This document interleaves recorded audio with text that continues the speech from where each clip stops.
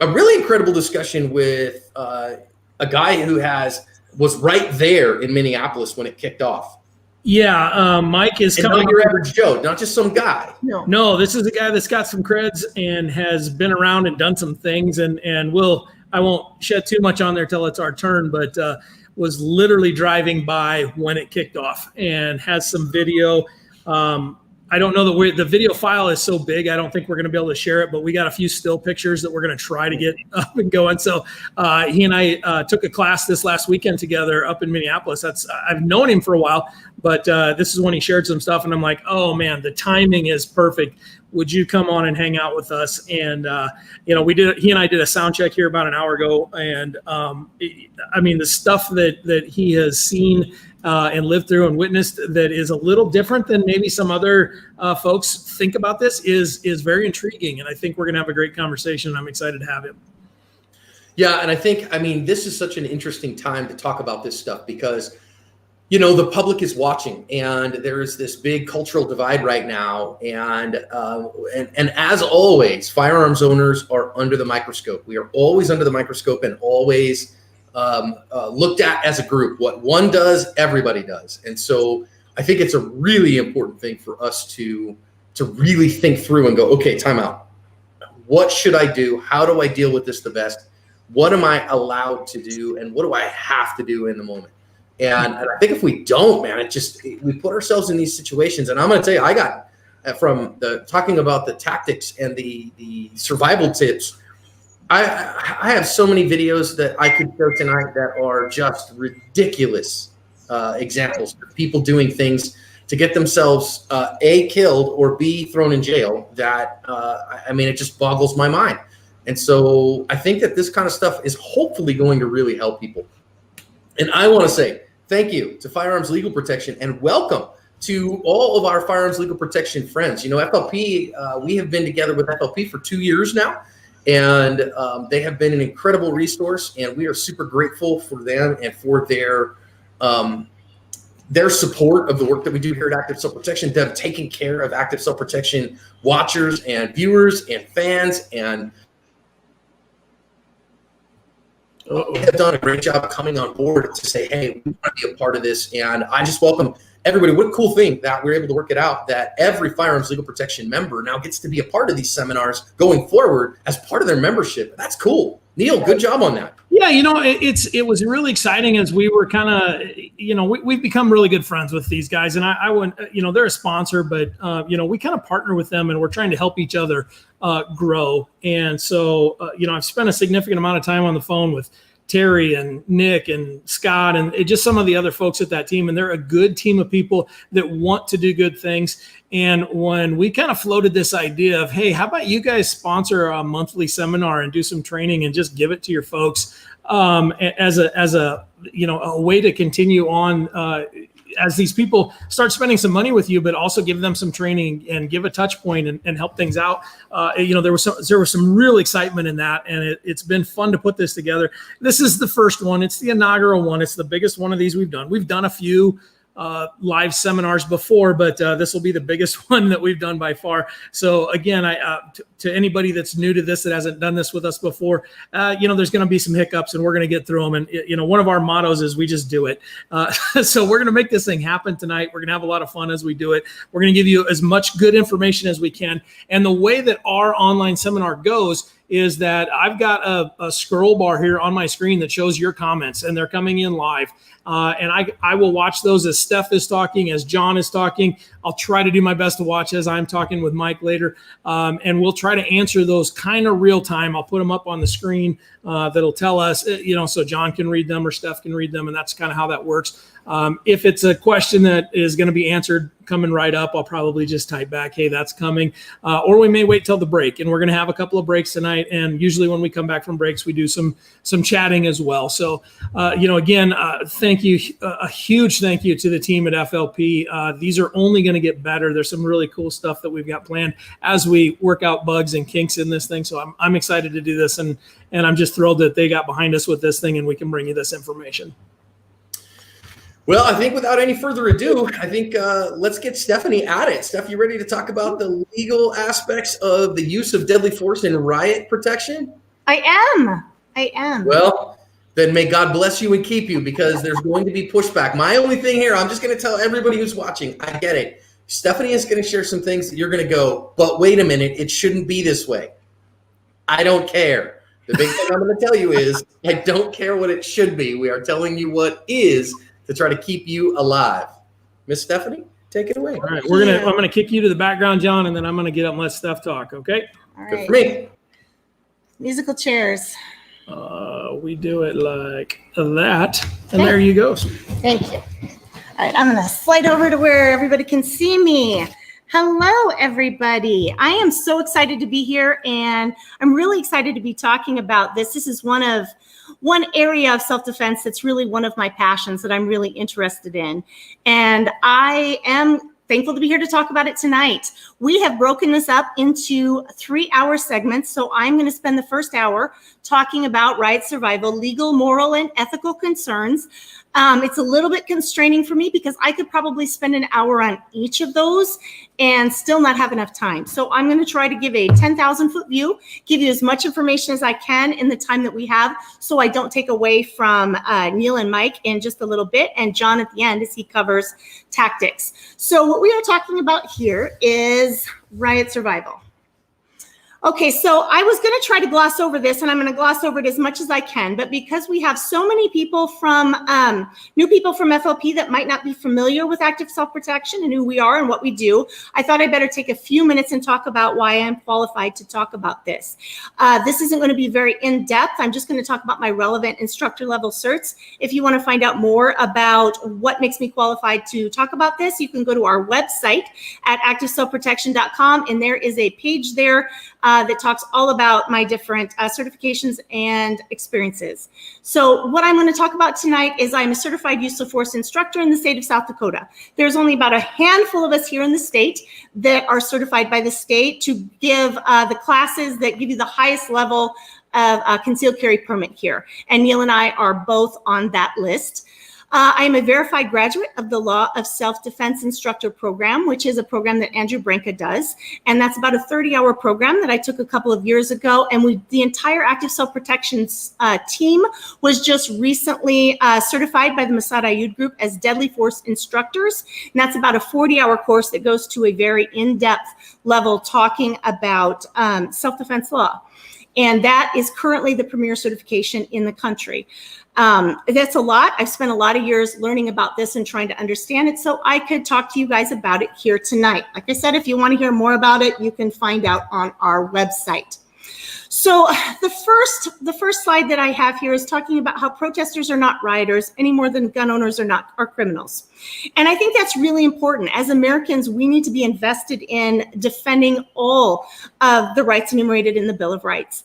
And the freedom of speech is one of those rights. It's completely instrumental to who we are as a country, who we are as a society. And we should be supporting that. And it's wrong to say that we're needing to defend ourselves from protesters, just as it would be wrong for people to be nervy and scared of gun owners as a group. It is our right to exercise our Second Amendment rights. That is what we believe in and what we do. We're Second Amendment absolutists here at Active Self-Protection. And so we want to be able to exercise those rights, even when it's inconvenient for the people around us, even when it's a little bit scary about the people around us. Okay, so when we're talking about protesters, people that are trying to peaceably assemble and affect change in society, that's not who we're talking about tonight. Those are people that even if we disagree with them, we should be willing to defend their right to be out and peaceably assemble and protest. That's not who we're talking about tonight. We are talking about rioters tonight, not protesters. And right now what we're finding is rioters are using the protests and the protestors as cover for the things they want to do. Whether that's what we saw here in our area, it was more young kids using it as cover for criminal activity and more high school type kids just causing a lot of trouble. We're kind of small town and rural, so that was the extent of what we saw around here. That's a far cry from what they're seeing in places like Portland, places like Minneapolis, as Mike will talk about later. there. But they are using this as either everything from the spectrum I was talking about, kids out causing trouble, wanting to be destructive, wanting to cause problems, wanting to yell and scream and just be angry, all the way up to really affect societal change and really cause problems. So that's what we're talking about. We don't need to fear the protesters, but we do need to be able to defend ourselves from the rioters. And my heart is really with people that want to protest and want to change and want to talk about things that are important to them and that they are passionate about. So I get that there might be people out there that want to participate in that sort of thing and feel that that's really important and even worth the risk in some cases. Sorry, I'm going to have to grab a drink. Guys, I'm already getting dry.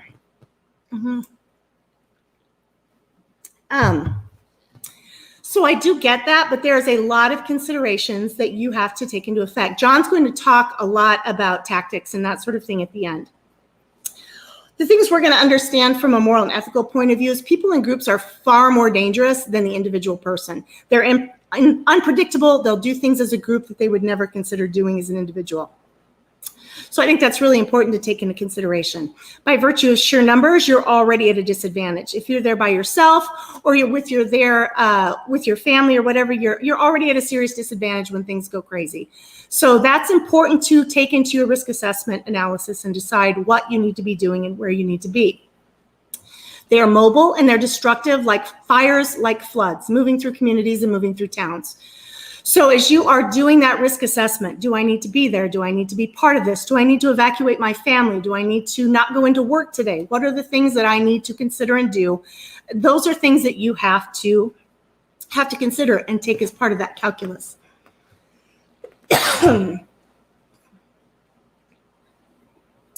Goodness.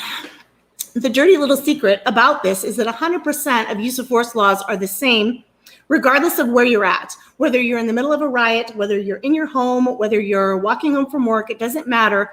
The laws remain the same, regardless of circumstance, regardless of location. However, that doesn't mean to say that the situation will be interpreted a little bit differently, depending on how it presents yourself. Somebody coming up to talk to me in public as I'm at the grocery store, I'm not going to be immediately able to identify that as a threat without a lot of other factors. A stranger coming up to me in my home and closing distance with me is obviously already immediately a threat and a concern. So depending on your location, circumstances, things can be interpreted differently, but the laws that govern all that are still the same. And that's what's really important to understand. The self-defense laws you use as a concealed carrier are the same. That's the same lens you're going to consider when you're considering self-defense in a riot situation. So what you need to do, this is probably what John was referring to earlier. We get question after question when we do things like this. Can I shoot in this situation? And then they give you a really obscure situation where you're supposed to try to figure out what they could legally do.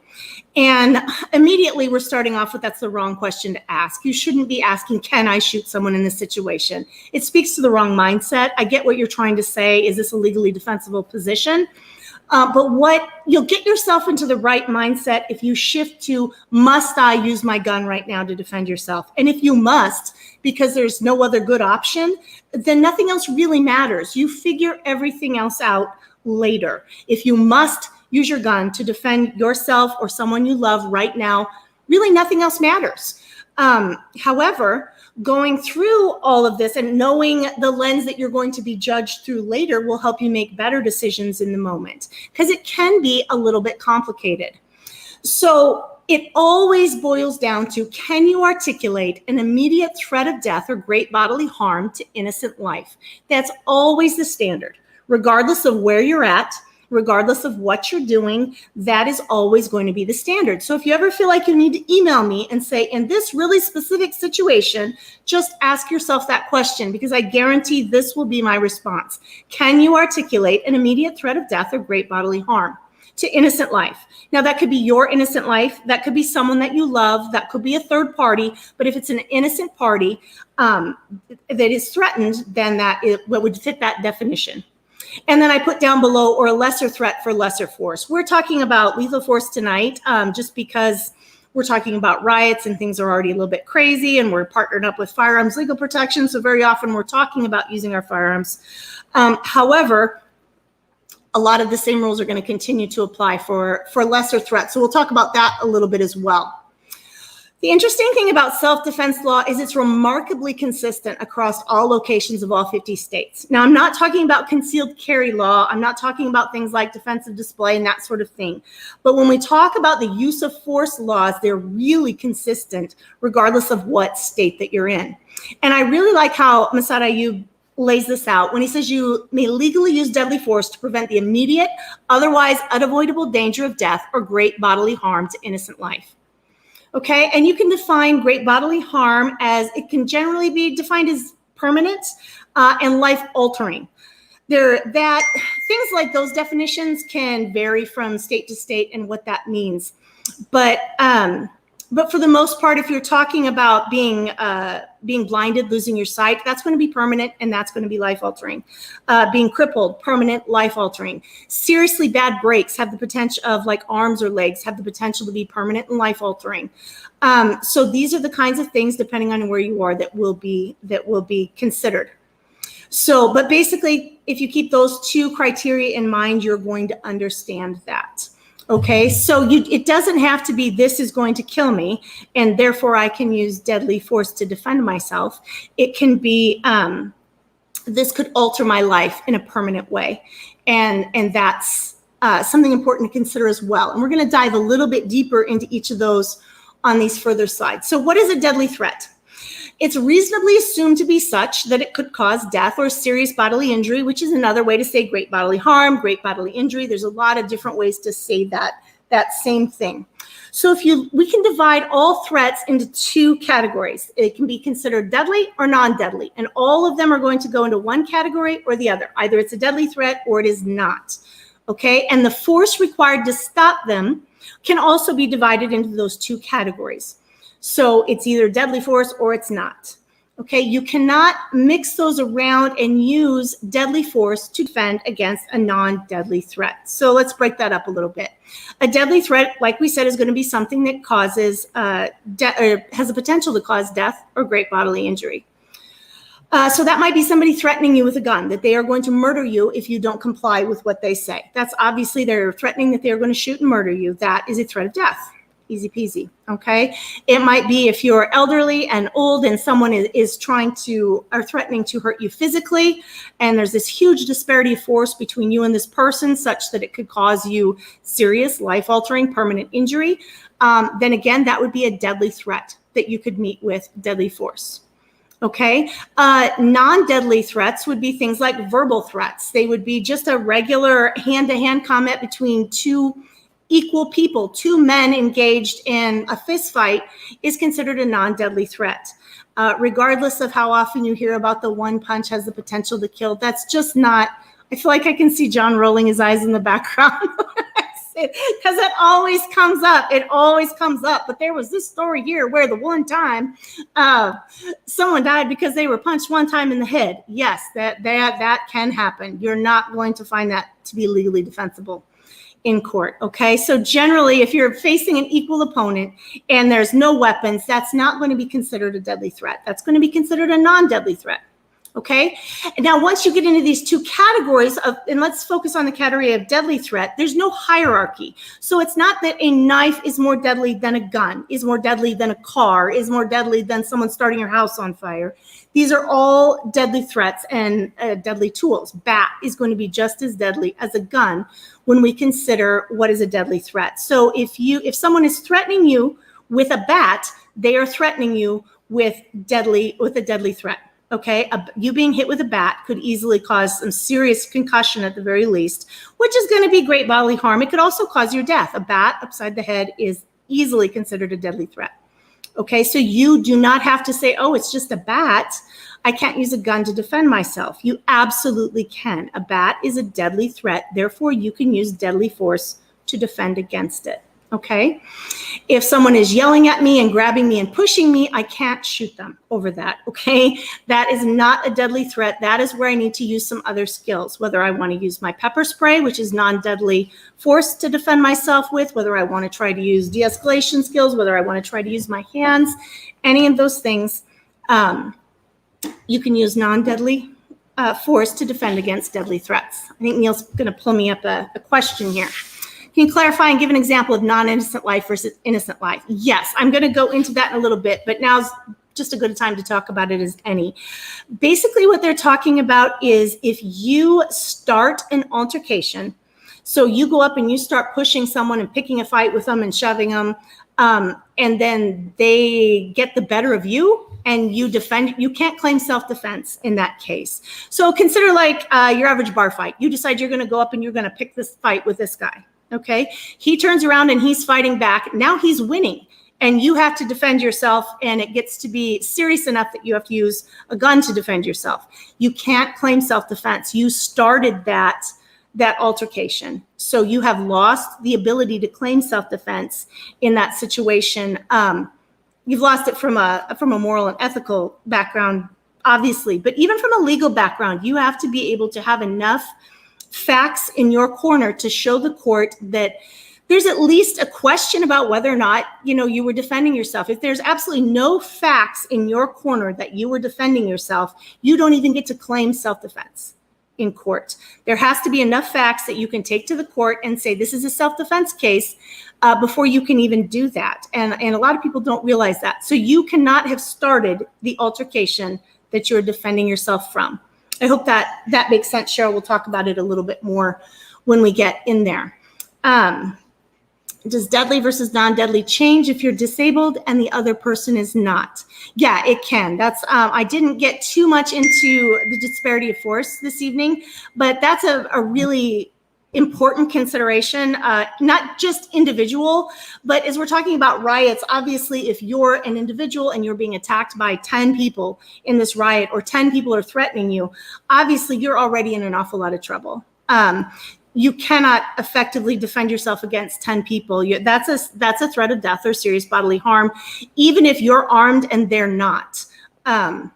So that definitely needs to be taken into consideration. If you are much older than the person attacking you, if you're a small female versus, a 250-pound male, there's going to be a huge disparity of force there that even if you're both empty-handed, that's going to be a threat of death and great bodily harm. And it kind of goes back to what I was talking about before. You against whatever it is that you're looking at, does that present an immediate threat of death or great bodily harm? If you can articulate why, if you can say, well, I'm 75 years old, I weigh 90 pounds, I don't walk very well, my balance is bad, and this young man was 22 and 6 foot 3 inches tall and 280 pounds, I was facing a threat of immediate death or great bodily harm just by if he pushed me. I'm already in a lot of trouble. So you need to be able to articulate those things and understand what you're looking for. So yes, that disparity of force between you and the other person can absolutely come into play. A lot of times they'll say you want a couple of different disparity factors together. For example, me as a middle-aged woman against another middle-aged man, you're going to be fighting a bit of an uphill battle unless there's a couple of different factors present. There could be, but just to say just straight disparity of force, me against a middle-aged man is going to be a little bit of an uphill battle. You'll want a couple of different factors. Okay. So then back to what we were talking about there. We covered that there was no hierarchy. The force that you use to stop a threat must be proportional to the threat. So that's what we talked about. You can't use a gun to defend against someone yelling at you or someone pushing you. That would be a great time to get out your pepper spray.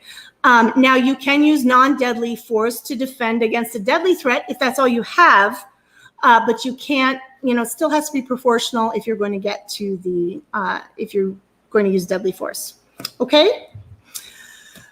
Then we're going to talk a little bit about ability, opportunity, and jeopardy. All three of these conditions must be present for you to be able to claim self-defense and use deadly force. Okay, and we'll talk about them briefly. They kind of make sense as you think through them, except maybe jeopardy, and we'll talk about those a little bit. The ability, the person that you are claiming that you need to defend yourself from must have the ability to hurt you. Now, whether that means they have a weapon, that makes it easy. The person has a knife, so they have the ability to hurt me. Now, I might be sitting at the dinner table with someone, carving a turkey. They have a knife, therefore they have the ability to hurt me. So that would definitely check that ability box, but it's not going to check all the boxes as we see there. But so basically, does the person have the ability to hurt me? If someone calls you on the phone and is yelling, I'm going to kill you, they don't have the opportunity or the ability to hurt you because it's over the phone. Okay, let's jump right into opportunity on that one. Using the phone as an example, someone may, that they have a gun. Someone may be calling you on the phone, I'm going to kill you. You may absolutely believe that they intend to do it, but they're on the phone in another state. That does not meet all three criteria for you to use deadly force to defend yourself. You might want to do some other things to start dealing with that, but shooting them is not going to be one thing that you can do. The most difficult of those three criteria to understand is the jeopardy, okay? And people generally define this as intent, and that's really a little bit of a problem because you can't just guess what someone's intent is. We cannot know with absolute 100% certainty what someone intends to do mentally. So what we look at is their actions, their manifest intent. The totality of what they are doing gives us a good guess about what they intend to do. So rather than talking about just their intent, we're going to talk about their manifest intent, what they are displaying that they intend to do. Okay, so if someone shows you the ability, they have a weapon, the opportunity, they're within the range of that weapon, and they've shown some sort of factors that show you that they intend to hurt you, then they have met all three criteria: ability, opportunity, and jeopardy, and you could legally use deadly force to defend yourself. Okay, there's a couple more. Those are the easy ones. So I put these last two together, reasonableness and preclusion, because they're a little bit more complicated. They're a little bit more subjective than the others. And I think they're really intertwined. And I'll talk about that as we go on a little bit. Okay, Neil says there's a question while I'm drinking. Hold on.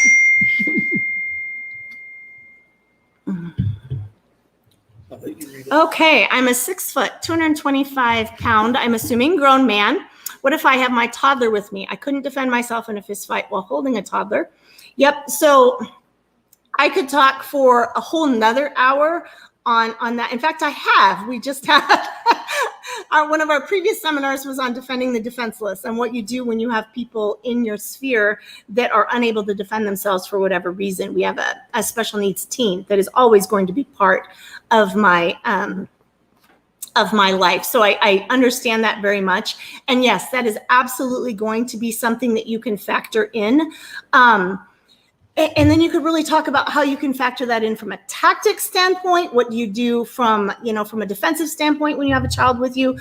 But from a legal standpoint, since that's what I'm talking about right now, that's absolutely going to be a consideration that you are going to be able to take into account about what you can do to defend yourself when you have someone with you that is unable to do that. Another question, does size matter? Yes and no. That's a little bit what I was talking about earlier, that if you just want to say, I'm 50 pounds lighter than this guy, that's again going to be an uphill battle to say there was this huge disparity of force. If there are other factors, that can definitely come into play. So again, you just have some subjectiveness there. If you had more than just the fact that you're 20 pounds smaller, 50 pounds smaller, it would be a lot better. But, and then there's other things you can take into account too. If you are trapped in your car and you can't get out, you can't get away because you're buckled in, that is going to come into play as a disparity of force indicator. There's just a lot of things. Do we, as the defenders, have the burden of proof that someone is an innocent life versus not? So yes and no. If you are going to go into court and claim self-defense, you're basically admitting to whatever it is that you have done. Yes, I shot this person. I did that and I had a really good reason to, and this is why. So legally, no, the burden of proof is still on the prosecution to prove beyond a shadow of a doubt that you broke the law. But in all reality, you do have to convince the jury that what you did was reasonable, was moral, was ethical, was sane, was what any other reasonable person would do. So yeah, I guess that's my yes and no. Legally, there's no additional legal burden there, but there is in reality. If I'm caring for an elderly person or another person threatens to harm us, would that be grounds for use of force? Yeah, it's the same thing as with a child. When you have someone with you that is unable to defend themselves, you're not going to be able to escape because they're with you, and that can make that much more difficult. From a legal perspective, yep, that's going to change things. From a tactical perspective, it changes it a whole lot, which is why we do that Defending the Defenses seminar. If I'm hit hard with a bat and the perp turns, but in range, do I call him back to give me another concussion before shooting? So I guess that'd be where I'd ask, like, is there an imminent threat of death or reasonable body harm, or, great bodily harm while he's running away? You would have to be able to articulate that. And just from that one sentence, I would say no, you don't have that articulable situation anymore. But again, that's one sentence. There may be a whole host of factors, which is why it's really hard to get into the what if game and give specifics, because you're not giving me enough specifics, and you will likely never get into that really, that specific scenario is likely to never happen to you. But better to think in large principles and understand the principles so that you can apply them to whatever specific scenario you find yourself. Putting one more, and then we need to get back to the, okay. Go ahead. We'll catch up with some we'll catch up with some more. Okay, so reasonableness and preclusion. Like I said, these are a little more complicated and a little more subjective, so we're going to spend a little bit more time on them. The reasonable man doctrine is part of what you will be judged by when you are trying to defend your claim of self-defense. Now, the reasonable man is not the perfect man. You don't have to do everything perfectly. You don't have to have lived your life in a perfect way, but you will be judged against someone who is this hypothetical person who is reasonable. Reasonable would be a moral, sane, sober person. I know John likes to use the example of Ned Flanders from The Simpsons, the hidey-ho neighbor. When you just look at Ned, you know he is a reasonable person. And if Ned would have done what you did, then it can be considered reasonable. And it goes even a little bit deeper than that. It is if Ned Flanders would do what you did, knowing what you knew in that exact same set of circumstances, with the same set of skills and knowledge that you possess, if he would still act and do the same thing that you did, then it can be considered reasonable. So Ned will be our hypothetical reasonable man in this situation. And that's what you need to consider when we're talking about reasonableness. So even if something is absolutely legal in your state, if it isn't reasonable, it could still cause you problems. So one of the big things people want to talk about with self-defense is whether you live in a stand your ground state versus a state where you have a duty to retreat. And what a duty to retreat means that if at all possible, if you can 100% safely do so, and you can avoid a deadly threat, that you must do so. Okay, so I don't live in a duty retreat state, so I have no legal duty to retreat. However, if I'm sitting in my car in a normal time, let's break away from riots for just a minute and assume I can drive off. I'm sitting in my car at a stoplight and someone is coming up with a bat and banging on my thing and my hood, and I can 100% with safety just step on the gas and go forward. And I don't do that. If I instead say, well, he had a bat, so I shot him, the jury may look at that and say, that doesn't seem very reasonable to me. Even if legal, it's maybe not reasonable, which would still make it fail the test for self-defense. Okay, so reasonableness is going to overarch everything. And preclusion is another part of it. That means that deadly force should be your last option. I know that deadly force encounters happen very quickly. So it's not like you will have time to go through an entire book and manual of options and make sure you've exhausted every one, which is why it's kind of important to consider this stuff beforehand. But deadly force should not be what you're jumping to. It shouldn't be, can I shoot him right now? And looking for those ways to do that. And it means that the circumstances that you are in have precluded any other option other than using deadly force. That's what preclusion means. So if you can retreat in 100% safety, even in a stand your ground state, you should do that. You should drive away. You should, if someone is breaking in the front door of your house and you and your family can go out the back, you should do that. You could be saving yourself a whole world of hurt. So that's where reasonableness and preclusion come into play. And I put in the bottom of the slide there, despite stand your ground, duty to retreat, castle doctrine, that's what those shorthand is for, still reasonableness and preclusion kind of overarch those regardless of any other legal considerations. Okay, so this is where we're going to get a little more specific to riots. Can I be a deadly threat? And I think an awful lot of times self-defenders, they are the good guy in their life. They're used to being seen and treated as the good guy. When I am pulled over by the police for any reason, I am treated as the good guy because I have been my entire life. So I think we tend to forget that everyone doesn't see that shiny halo over our head and know that we're just the person trying to get home at the end of the day. They're just reading your actions in the moment, and they may be interpreting them in an entirely different way than you even understand. So you might be doing something that is legally justified and still be considered a deadly threat to others, and someone else will be just as justified in using deadly force against you.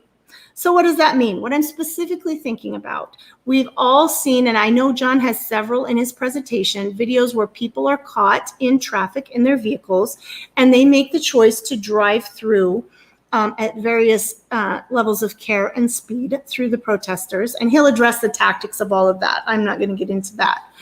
But at that point, you're at one spot in the road and decided that you are facing a deadly threat as they're coming to your car and potentially about to breach your car. So you are going to move forward.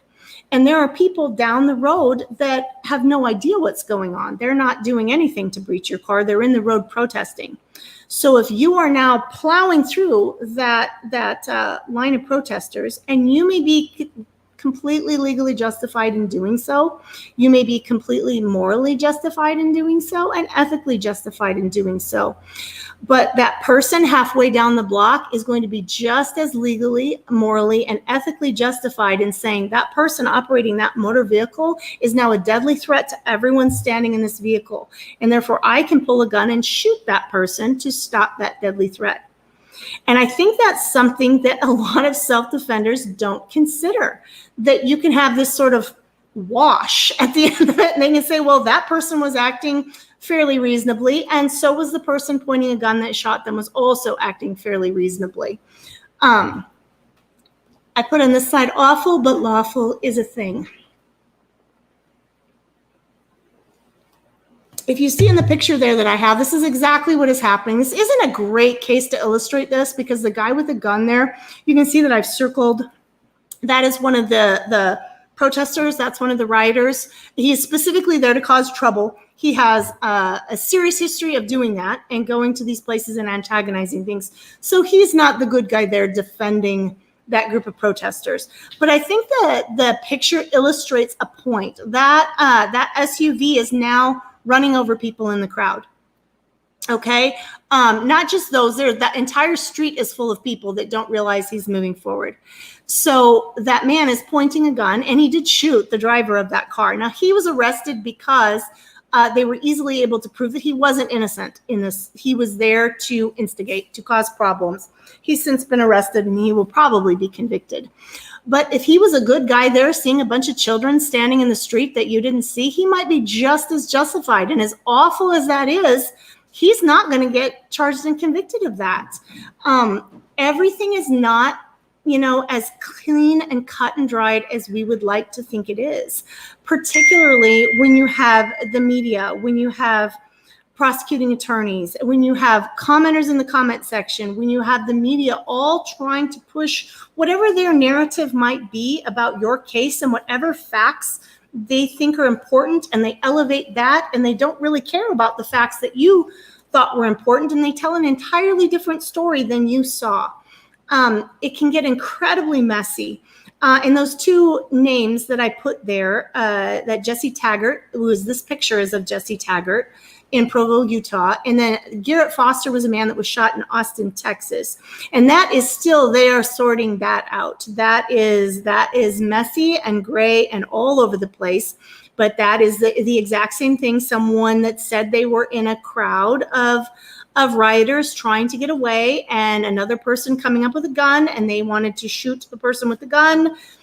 I don't know how it'll turn out. Nobody knows how it'll turn out, but I think you have the potential to argue an awful lot on either side, that it's at very least messy, and you need to understand that it's going to be messy. It's not going to be as clean cut as you might think it is. Okay. This is my last slide here, and then I'll try to answer a few questions before I turn it over to Neil and Mike. Before you use deadly force, understand you are going all in. That's like my Texas Hold'em term, with everything that you hold dear. Okay, you can be completely justified in every way what you are doing, and you may still lose your house over it. You may still lose your life savings over it. You may still lose friends, family members. You may lose your job over it. You could lose everything that you hold dear. I know people that have lost their marriages and their spouses over it. And they knew in their mind that they were completely comfortable that they were forced to use deadly force to defend themselves.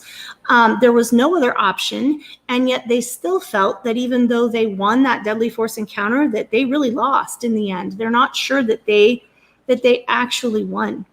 So as you are trying to navigate, how do I do this? Do I have to drive home tonight, and there's scheduled to be a protest here a couple blocks away that I have to kind of drive past. Is that the time to say, yeah, but my rights, and drive the same way you always do and put all of that at risk? There's a huge risk assessment and calculus and analysis you have to consider as you're doing that, because you really don't know until it's all been adjudicated, and probably through a couple of different criminal and civil cases. You don't know what it might cost you.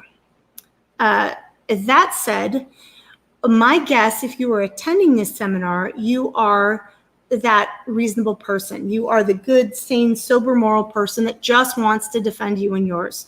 And you're not out looking for trouble, and you're not out causing trouble. I'm not trying to talk you out of not defending yourself. Absolutely not. In fact, I think most good people probably need to be given permission, that they probably hesitate a little too much, and they need to understand the legal, moral, ethical considerations and tactics and make a decision from there. I just think the best time to learn this and understand it is like now, when we're sitting here, in a seminar talking and chatting, and you can really consider with a calm mind, and not trying to figure it all out when your car is surrounded and your windshield is being broken. So, Neil, were there any more questions you wanted me to answer or do you want to come back on with me? Sure. Neil's going to come back on with me. All right, hold on. Let me get this out of here. There, we're on. Yay. Turn it that way. Yeah, there's a few different questions that have come in here, and I got to ask everybody to be patient here, because we're using Steph's computer and mine for screens and sound and all that kind of stuff. So the dinging is absolutely my fault. I'll take all the heat on that. Yes, John has sent me at least 15 text messages about the beeping and the dinging. So apologize. And I just sent John an email back, so we're good. But here's one I'd like to talk about a little bit about from Alicia Kelly, is looking for insurance, and there is a stipulation that if you're covered only if legal use of force. So who determines this? And if you lose a suit, are you then not covered? You want to talk about that a little bit? Or I can. I will talk about that at a very 10,000 foot view, and John can come in and correct me on anything. And Terry, I know, is in the comments, so he can correct me if I go too far afield here. Some of that is going to depend on what company you're with. No insurance company in the world can defend you against can insure you against an illegal act. So you want to look at and make sure that you're involved with a defensive member services. And generally they are, so I know Firearms Legal Protection, who, since they have sponsored this, that's who I'm going to talk about, really has a good faith agreement with their clients that that they're going to believe you and they're going to go to court with you and they are going to defend you on that. Even if you're found, unless it's something completely egregious, they're going to defend you on that. We can absolutely bring John in to talk more depth on that, or Terry if they want to. But for the most part, if you're acting in good faith, they are going to act in good faith as well. Cool. Go to John, please. Oh, John wants to come on here. Here we go. Hey, what's up? Okay, so whoa, I'm loud all of a sudden. Sorry about that. What kind of I wanted to add on that is there is some determination, but basically what I know what Firearms Legal Protection is going to do, I think the others are kind of in the same boat, is this an egregiously bad thing? Did you clearly murder somebody here, right? If you clearly murdered somebody, like, oh, okay, I went home, got my gun, came back, and shot this guy in the head who was unarmed. Okay, they're not going to cover you for that. They're just not. I mean, it's a murder, right? But if it has anything of the semblance of a defensive use of force, they're going to defend you, but they're not going to do the jail time for you. And they'll defend you in the civil case, but they're not going to pay the civil judgment for you. So nobody can do that.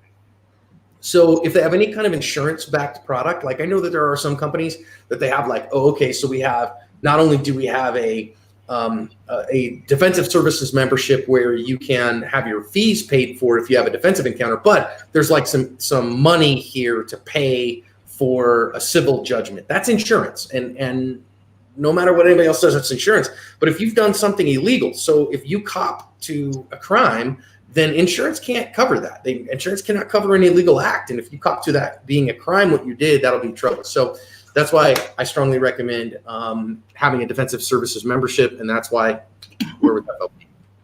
And someone might be super interested in pleading to something to avoid that they didn't do, to avoid going through a terrible long trial as well. So even if you're, I give the instance that there was one in Nevada not too long ago where a guy shot a 14-year-old kid who had broken into his hookah shop to steal stuff off the walls, but he took him as a deadly threat and shot him in the 7 times, 1 time in the back.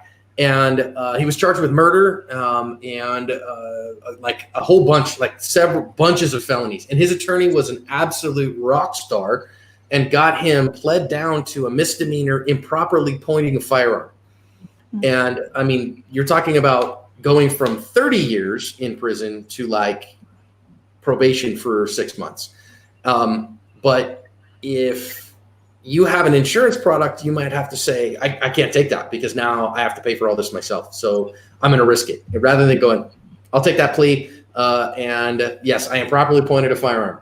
Yes, great. Have a nice day. Let's go on and move on from here. So I think that's a really valuable thing to think about. Any more questions we need to hit now? I think we're good right now. I'll have to go back through there. Through the Zachary Rugen, Nightclub Security Services. Where's that one? Hi, by the way, Zach. The physical personal security standpoint. Oh, there we go. Found it. Go ahead, Steph. This is all you.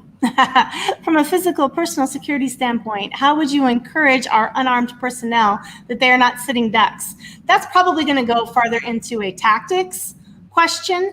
From a legal question, I would probably make sure that they are as prepared as they can be and have as many tools on them that they legally can to give them the best shot at that. But probably the best protection in that case is going to be more from a tactics perspective, would be my guess.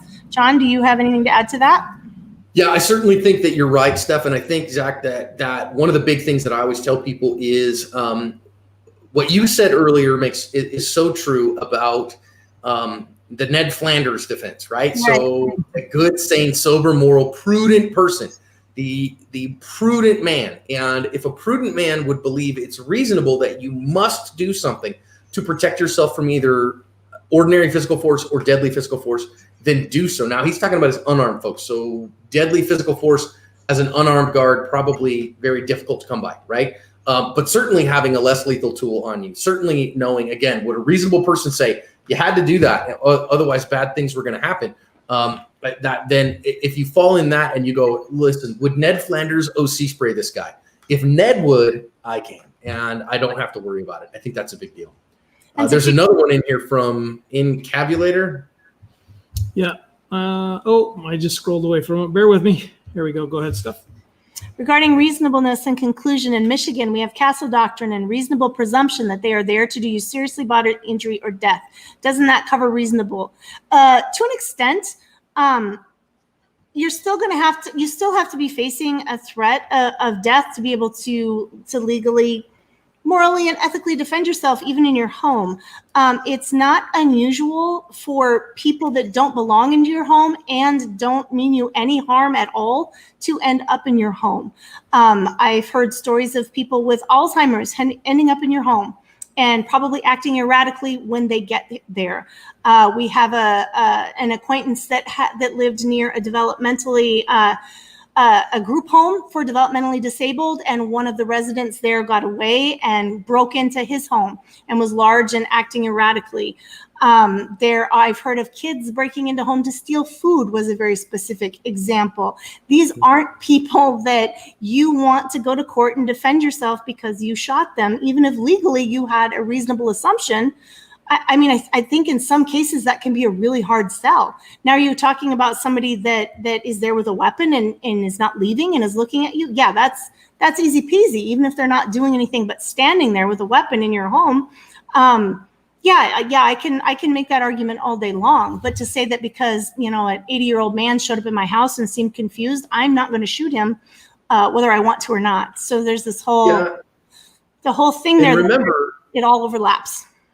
You get the presumption that they're there to do serious bodily injury. So in places like Michigan, like Arizona, when you have a presumption of what they do, that's always rebuttable. All right. So when you say, I get the presumption, that means you get 51%. We presume that what happened here is this way, unless we have evidence to the contrary, unless we get evidence that says, no, that wasn't the case. So let's say, for instance, somebody breaks into my home. Now, of course, we're talking about riot survival here right now, right? We're not just talking about any home defense here. We're talking about there's a riot going on outside your home and somebody busts in the door. Yes, you get a presumption in that case. Somebody breaking into your house is there to do you harm and there to do bad things. That probably is pretty reasonable. There's a huge riot going on outside my house. Somebody breaks in my window. I'm pretty sure something bad is happening here. It's a good presumption. Okay, but it is rebuttable, which means the prosecution can put evidence into play that it wasn't that what happened, and you should have known that, and therefore that presumption can be overridden. So just be cautious with that. And I want to grab one more from Xander. He said, if a deadly weapon is a vehicle, would FLP cover it? I would let FLP answer that question specifically. What I will answer is that a car is absolutely considered a deadly weapon, and you can use your car, and a car can often be a pretty smart deadly weapon if that's what you need in the moment and you're in your car. It's a fantastic, in fact, it's probably better than your handgun. I can tell you that the FLP policy says any weapon. Yep. Any weapon used. I was going to say, as I understand it, if it's a weapon that you use to defend yourself from fists to firearms, they're going to back you up and cover you. Now, again, it's got to be legit, and it can't be, I was just tooling down the road and I saw a bunch of protesters, so I plowed into the group. That's murder. Yeah, that's murder. So, okay, we've been going for an hour. Are you guys ready for a break? Yes, and I did it in an hour. I need a gold star of some kind. You get a gold star today. I'm impressed. I literally texted Neil in the middle of this, and I said, she's going to need more than an hour. Just make it some off of mine. Did I not, Neil? Did I? I did. Yep. Yeah. A lot to cover in an hour. I could have easily gone 3, but that was your 10,000 foot view. Wow, great job. And for everybody, just to know, we are going to actually, over the next several months, we're going to have several seminars that are going to go over each of these in the detail that they really deserve. So we're going to talk about reasonableness. We're going to talk about what is preclusion. We're going to talk about, how do I define imminent and where does that come? I mean, these are all, I think each one is worth its own seminar. Yeah. And a couple of hours of discussion for sure. Yep. So fear not, we're going to go through all that. And that'll be in the months ahead. Let's take a break, shall we? How about we say it is currently 5:59 my time. So we're going to call that 6 p.m. So I say take a 10-minute break. Let everybody go get some, shake the legs out, all that stuff. Go answer their emails. I got to send an email out to somebody who just registered, and we'll come back in 10 minutes, Neil, and you'll be up. We'll have Neil and Mike. I am super excited for that. Yeah, Mike's sitting in the background here right now, so I can wave at Mike right now. He can see me, but and he's waving back. But yeah, in 10 minutes, we'll get to actually get into some of the stuff that kicked off in Minneapolis, and I am super excited about it. So we will be back in 10 minutes and get that going. So everybody get hydrate or dehydrate is a thing now. So just do that. We'll see you in a little bit.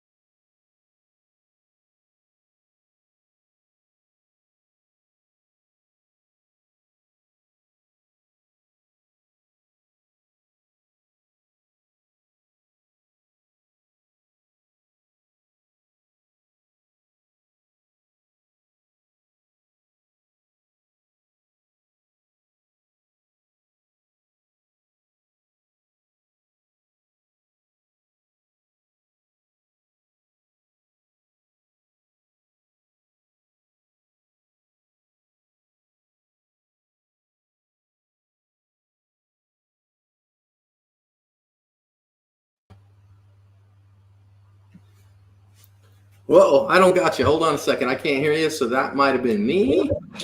Yes, All right. it was you.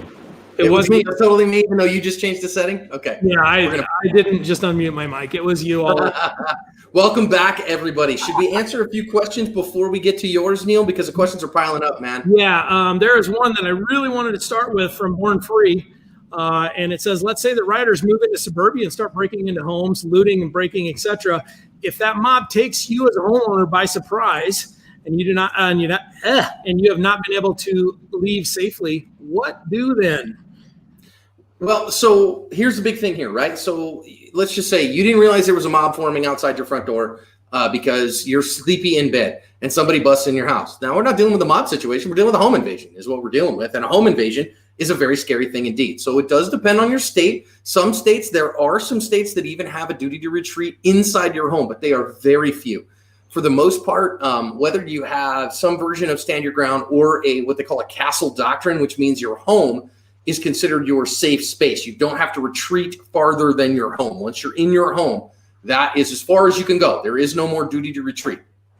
Now, again, that said, in most places, generally speaking, somebody who is forcibly entering your home, they forcefully entered, which means they haven't walked through an open door. Walking through an open door is not forcible entry, but even turning a doorknob can be considered forcible entry. They had to use some kind of force to get in, or they bust a window or something like that.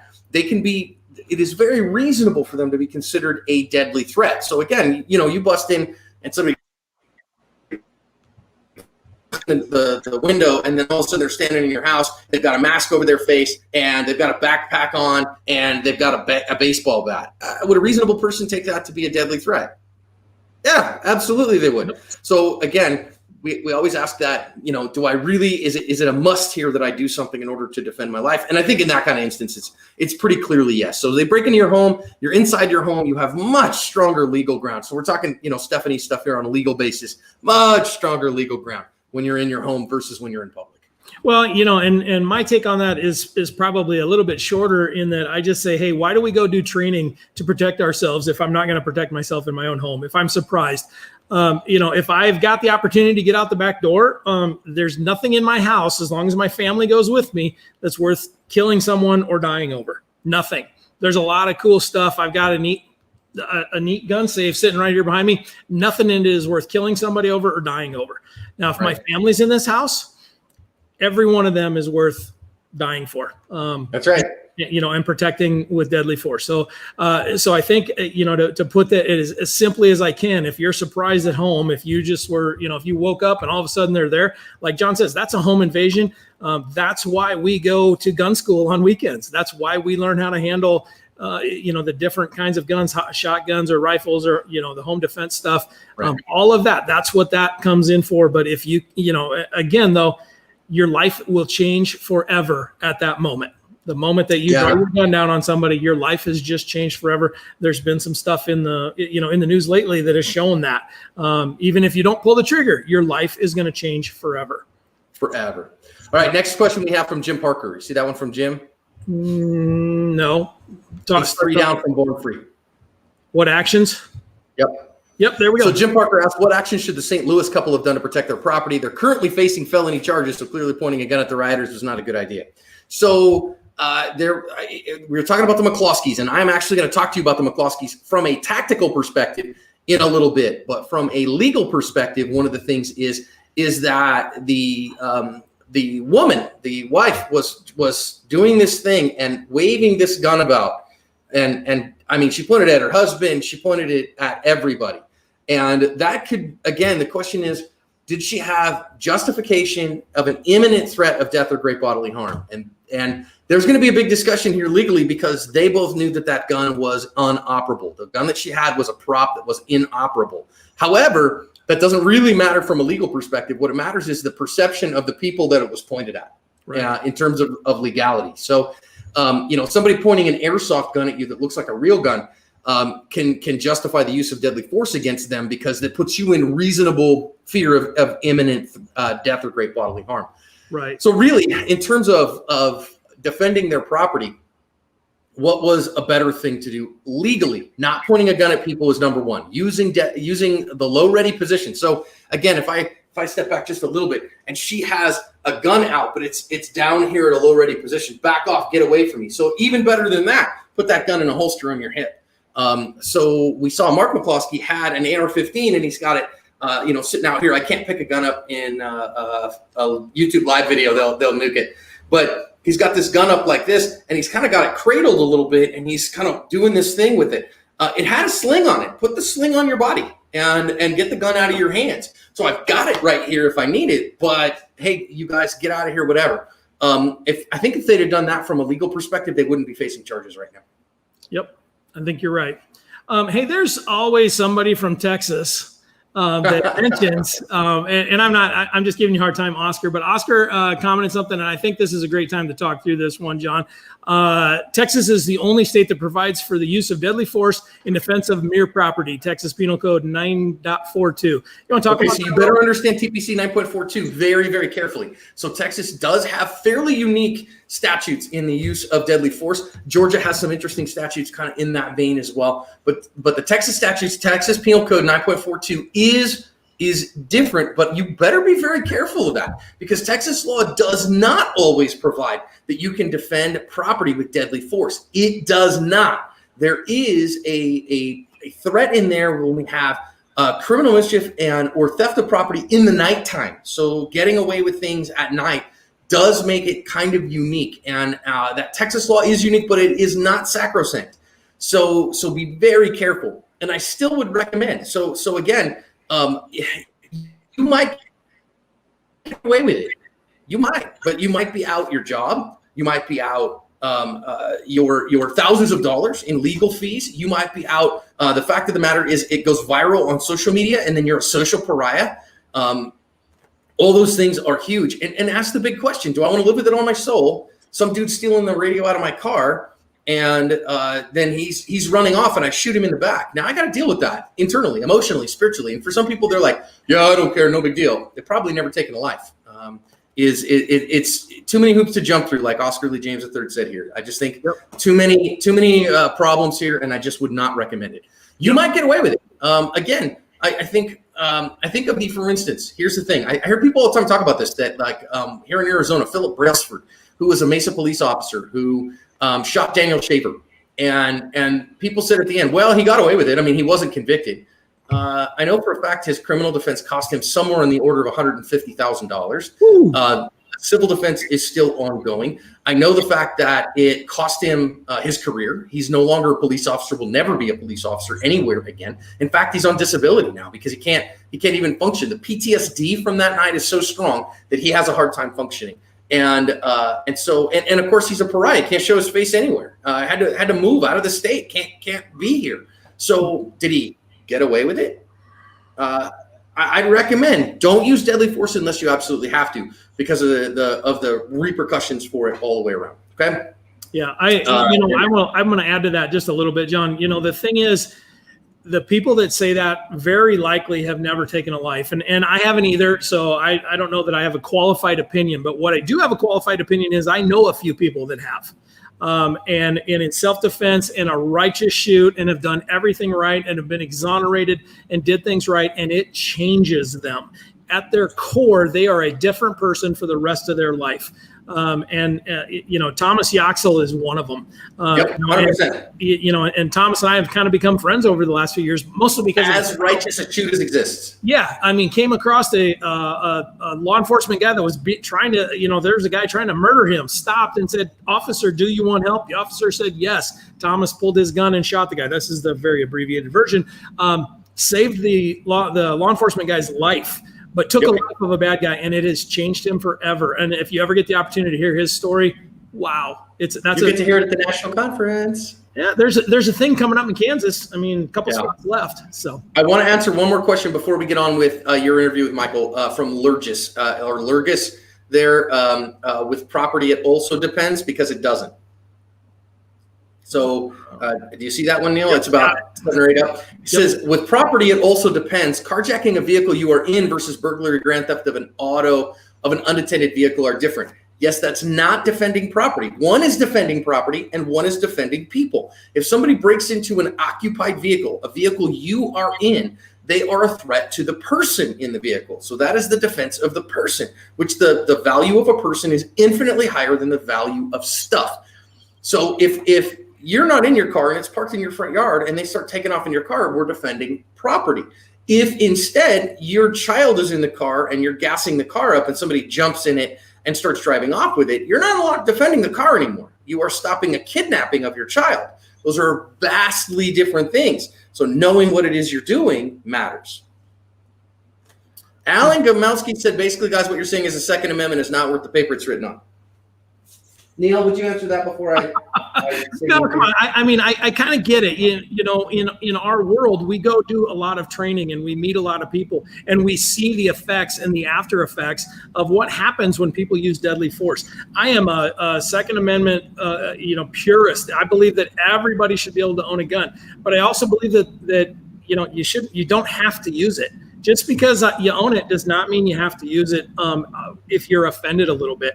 You are not judge and jury. You're not the person. We aren't. I'm not the guy that gets to decide what the bad guy gets for what he does.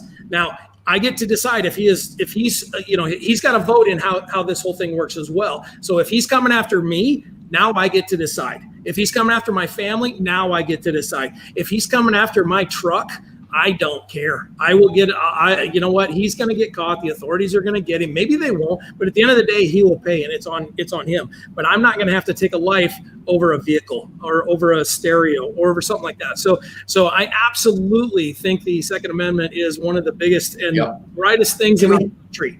But all right, let's get back to the topic of riots, shall we, Neil?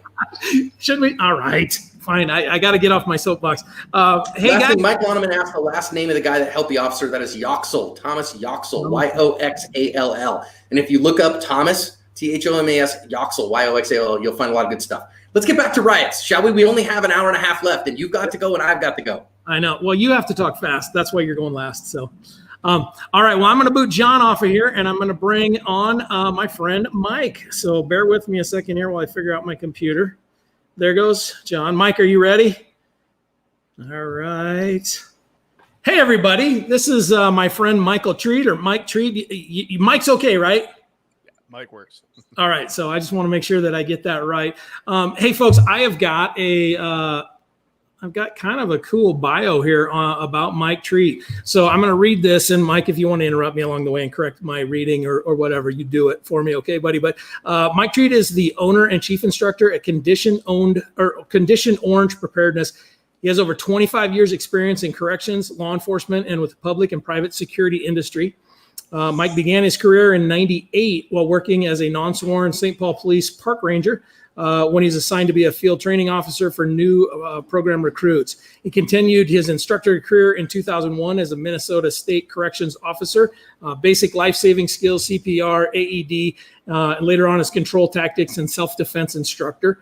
Mike has certifications from, get ready for this, from Range Master as an advanced instructor in defensive handgun as well as shotgun, the NRA, Valor Ridge, QSI training, Minnesota Cali Group, Professional Development Department, Masad Ayub Group, Minnesota State Peace Officer Standards and Training, and the Minnesota Department of Corrections, just to name a few. There's more on this guy. So additionally, Mike is a staff instructor on QSI training. Currently, Mike lives and works in South Minneapolis, and you can find more information at conditionorangepreparedness.com. Did I get it all right? Yep. Thank you. So Mike and I met. We've known each other online for a while. We met at a Masad Ayub class here a while back. It was the first face-to-face time, so that was kind of fun to get to meet you and visit. But here just last weekend, I was up in Minneapolis taking a class, and you were there as well. And so we got to sit and visit a little bit about. Mike, can you turn your mic up a little bit or move it over? They're having a hard time hearing you. How's that there? Is that better? Maybe a little more even? Can you hear me now? No, John says more. Wow. Okay, that's about as much power as we get out of that. Move that mic over by your mouth. All right, about there. Whoa, there we go. There Okay. we go. All right, All right. so we got you now. It was better right where you were when we did our sound check earlier, but yeah. Until you go live, right? Right, exactly. When we go live, I think I got a little icon of John down in the window, jumping up and down. So it's a lot of fun to watch that. He's doing the Macarena right now. He just took his shirt off. No, I'm just totally kidding. That didn't happen. Hey, so yeah, what a visual. Yeah, right. So we met, and got to actually spend some time together, and I was talking about this, and I don't even know how we got on the subject, but you're like, hey, I was there when it cracked off. And you showed me some video, and right at that moment it kind of dawned on me, and I got home and talked to the rest of the team. I'm like, hey, we've got this thing coming up, this live stream, and is there a better guest to have on than somebody that just lived through this, that's got some credentials, that understands how this all works, and has the training to recognize things as it goes, than Michael Treat. And everybody's like, oh my goodness, let's get this guy on. So I'm so glad you're here. Thanks for coming and being a part of this. Go ahead and tell us a little bit about kind of what happened that day. How did it all start? Well, and you can hear me okay, right? Yep, got you good now. All right. As many of you know, it was this really sparked off with the death of George Floyd. On Memorial Day prior to this, we had, the whole country was in lockdown. Everybody's been home because of the pandemic. But backing this up a little further, we've had some high profile shootings in this area, police involved shootings, going back many, many years, and they just kind of stacked. And I would say back in 2015, we had a officer involved shooting in the 4th precinct of Minneapolis, which is in the northeast part of the city. And that sparked off a several weeks occupation of the 4th precinct by protesters up there. About the worst I remember happening was there were some Molotovs thrown at the back of the police station up there, but nothing on the scale of what we had happen here in the 3rd precinct where I live, which is in the southeast quarter of the city. And just the conditions just seemed right, with people being at home, people being laid off, unemployed. The weather was perfect. And that's one thing about Minnesota is like we have some brutal winters up here. And you're like, yeah, I don't, I remember the occupation of the 4th precinct in 2015. That was in late November. And there were some nights when it was starting to get very bitterly cold. And they're like, okay, well, the weather was a factor in that. We didn't have that here. And I do a lot of comparison historically of previous incidents. Obviously the LA riots from 1992, weather was perfect there. You don't have to deal with that. So we knew that was happening, but we didn't really, all this started as a protest at the site where Mr. Floyd was arrested and then transported to the hospital. But that was on the night after, on a Tuesday night after Memorial Day. So that was technically day one.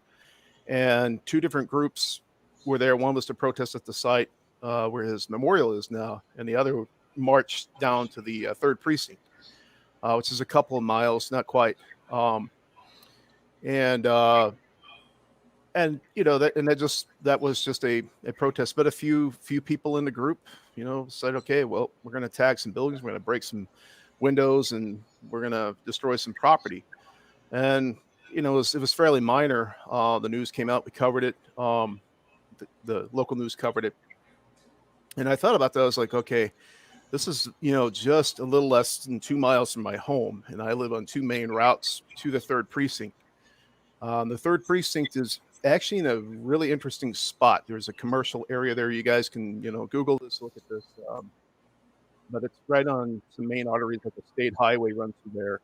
You have the light rail that runs between downtown Minneapolis, the Mall of America, and the airports in between. And there's also a main artery that's called Lake Street, runs through the area. There's a lot of commercial development. There's shopping centers, there's mom and pop businesses, and a lot of them. It's a very diverse area. It's a really cool area too. we started. I went up there. Would be it was like the Wednesday morning. It was the 27th. Um, I went up about midday, about 10:30, and I was like, okay, let's just see how the climate is up here. And there were a lot of people just driving by the third precinct honking, and I took some video, and it's just kind of wanted to get a feel for what the area was like at the time, what the situation was. And later in the day, I had to run some errands up in that area. And can you hear me okay now?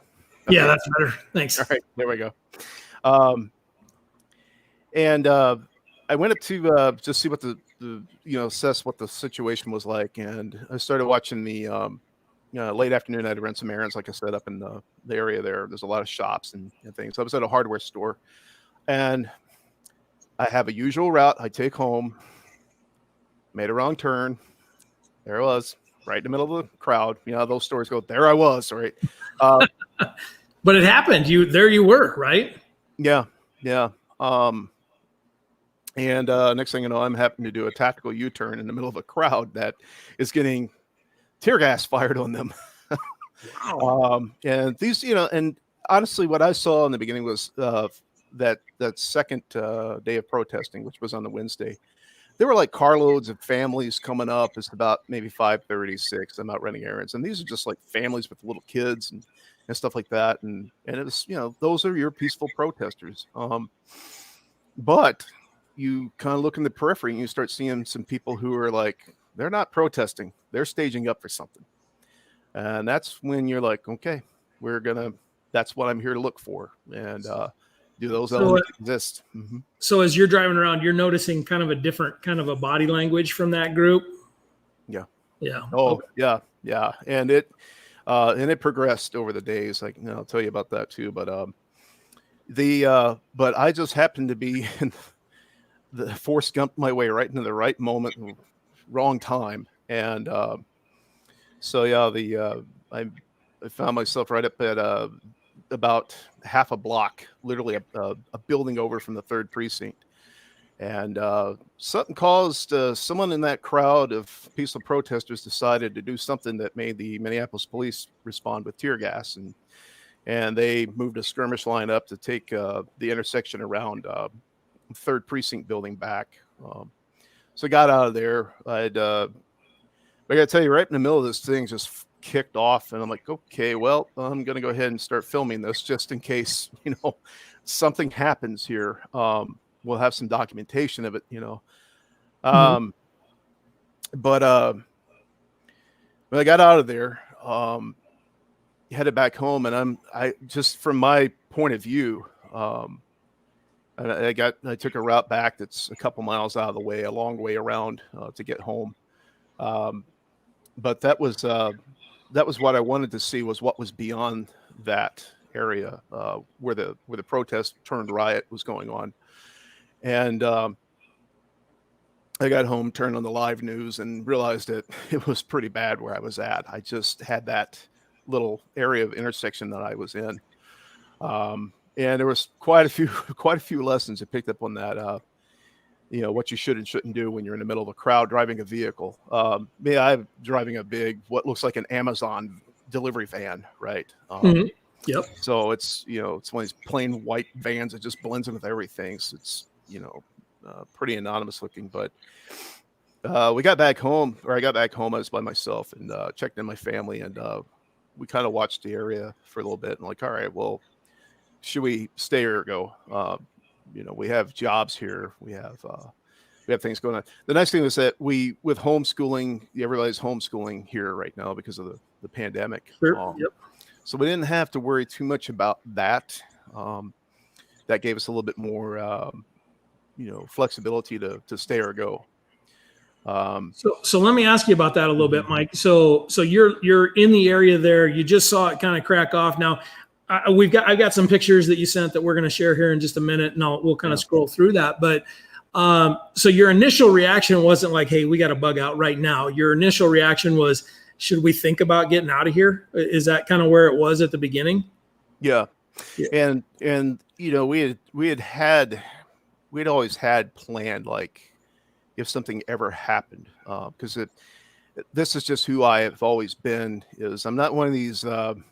Maybe I come up with one of these crazy, preparedness guys who's going to live in a bunker. We're going to bug out. And that stuff doesn't look like at all what you think it does, and what you plan for doesn't always work out like you think it will. But no, we had said, okay, at what point do we start looking at packing up and leaving out? And we thought, okay, well, as we looked at it, this was kind of contained to an area that you could avoid. That was the Wednesday, which would have been the second day. Okay. When it turned to Riot. Mm-hmm. So the location of what was going on was far enough away that you're like, I think we can play this out a little longer. It's kind of part of the, okay, that's interesting that is part of the decision-making process. And, and I think a lot of us are, as self-defenders are people that, some people look at us and they're like, oh, you preppers are crazy. I don't consider myself a prepper. I don't have 2 years worth of dry goods anywhere. I got none of that. I have a plan. So if something bad happens, I can protect my family. And I think that is probably, there's some preppers out there that are a little crazy, but I think the vast majority of the self-defense crowd is more, hey, I just, if something bad happens, I want to have a plan. So that's an interesting part of that, is how far away is that before we got to go? What was the now ultimately, I'll spoiler alert here. You guys did kind of bug out. What was the defining moment in that decision-making process? What made you go, hey, it's time to get my family out of here?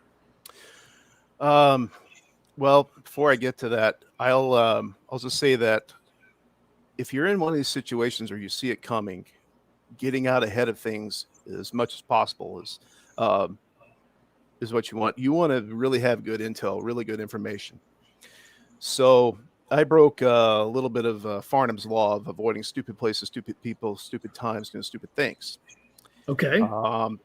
What I mean by that is that I would go out at different times of the day, visit those areas that were affected the night before, and see what was going on. In the morning, you'd have cleanup going on. You'd have volunteers coming down, cleaning it up. People with broom shovels doing, cleaning up all the trash, the glass, whatever the fire department wasn't putting out. Because that night, the riot kicked off when I was up there near the 3rd precinct. A few hours later, several buildings were set on fire and burned down. But what I wanted to see was, okay, what were the trends and patterns? Who was moving about? Who was in the neighborhood? How much? And we suddenly had a lot of traffic. So I started where I was at was kind of a in-between point of where rioters, and I would even call some of them insurgents, because there were those. But they would go, they would travel along our route. And the thing is, I didn't sleep much during those days. Okay. There's not a lot of downtime or rest.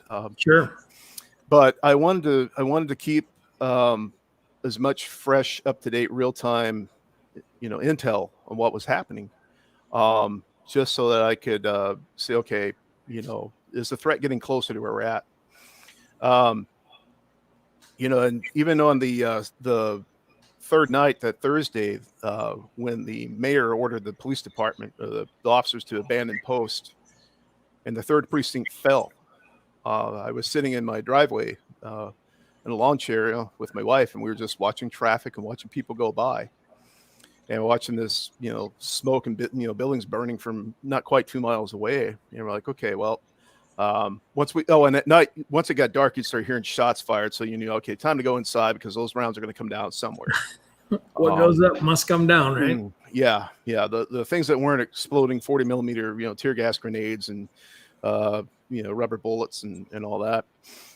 But the in the middle of this too, I started talking to some neighbors I had never met who were coming out. That's one thing that was kind of neat, was all these people who never you'd see each other. Maybe you never talked to each other in the 11 years I've lived here, and then slowly you're starting to pull watch and communicating on text chains and things like that. Oh, cool. Mm-hmm. And I can talk a little bit too about ad hoc neighborhood patrol watch groups and pros and cons of that too. But when the police precinct fell, officers pulled everything out and they left. If you called 911, you got a recording. If you had a medical emergency, you better hope that somebody can get somebody to you. Otherwise, you better transport yourself. And now, was that citywide or was that just in the 3rd precinct? That was just in the 3rd precinct, as I like to call the 55406 or zip code. Okay.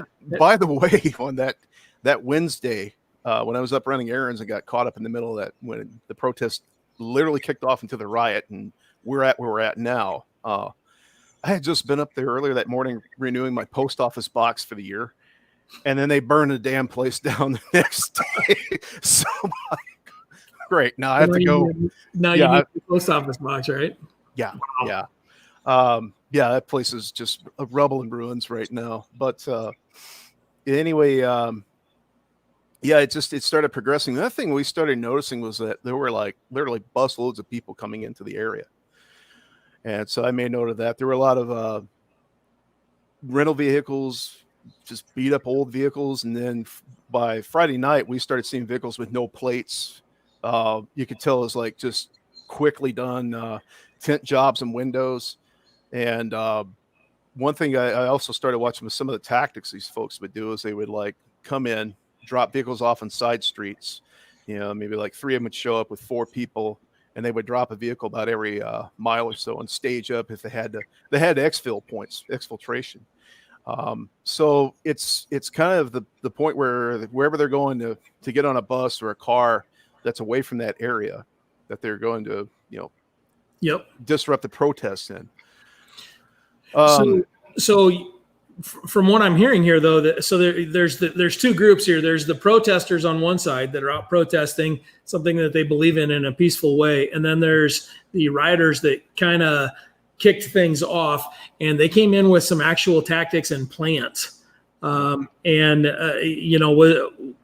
you witness any of that kind of stuff? Did you see much of the rioters, other than the dropping off cars and that kind of thing, tactic wise, or was there much of that somebody with the trained eye would have noticed, or maybe somebody without a trained eye would have noticed? No, you would see something if you lived in the neighborhood. You would see some people or vehicles or people they were just out of place. The other thing is that we're right smack up against a large park system, and right now we have a large homeless population, which is very rare for this climate in this place. Right.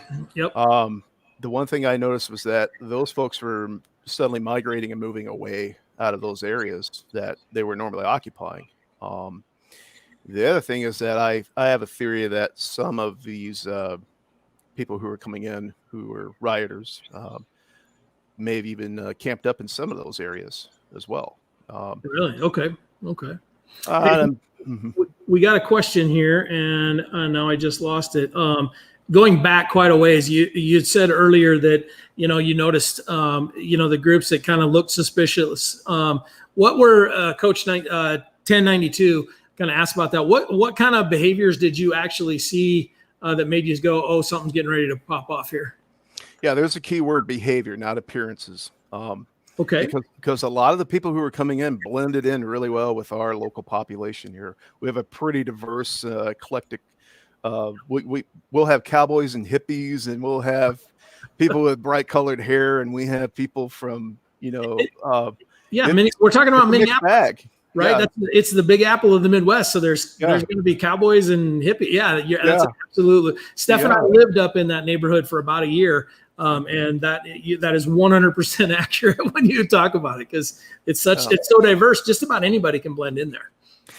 The thing that I saw was there were my wife had pointed out when she came out from doing a walk, went out walking and jogging, but she pointed out and taken some pictures of people who were in the area. She says, it's weird, but there are like some zombie-like people who are just they would just appear out of nowhere.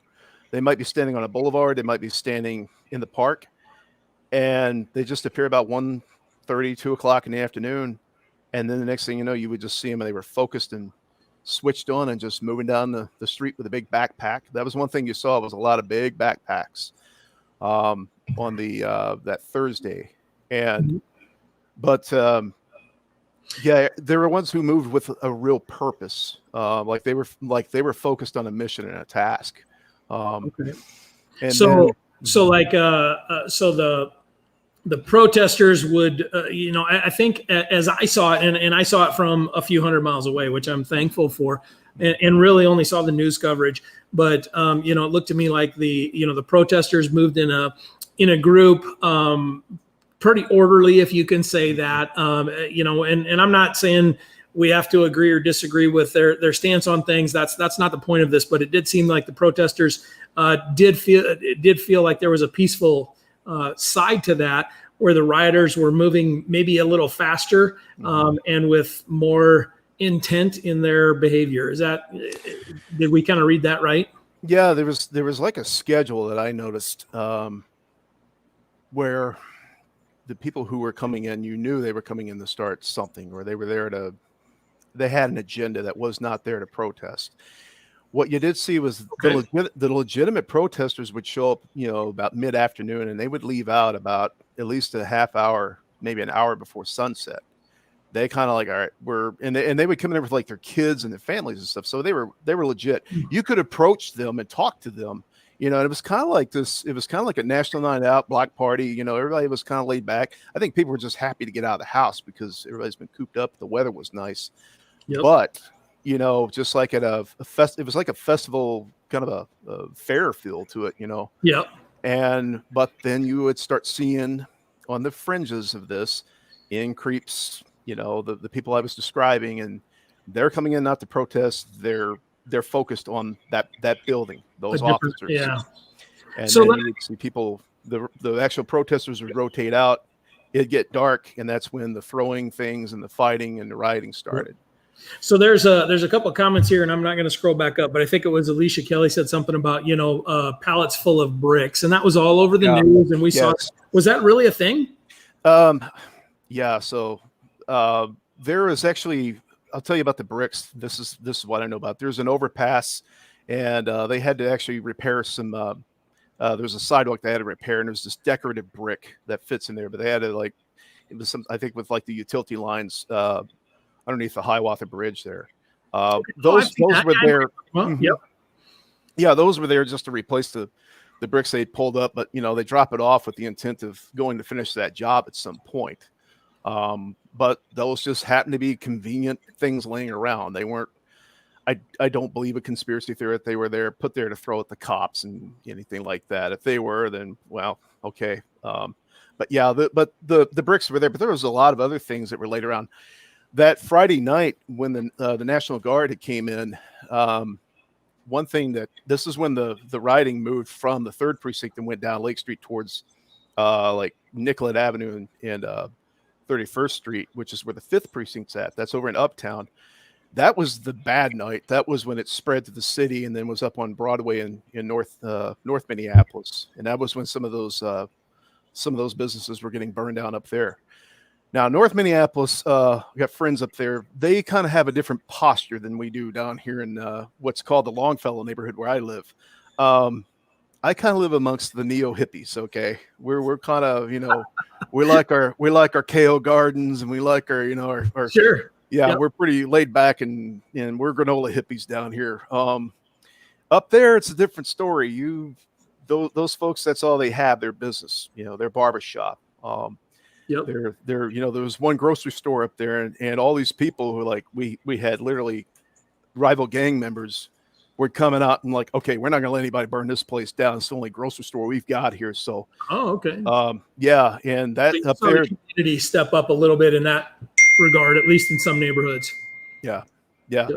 Even one of the city council people was even went out and tooled up and went on the street. Now that has its own risks with that as well. Sure.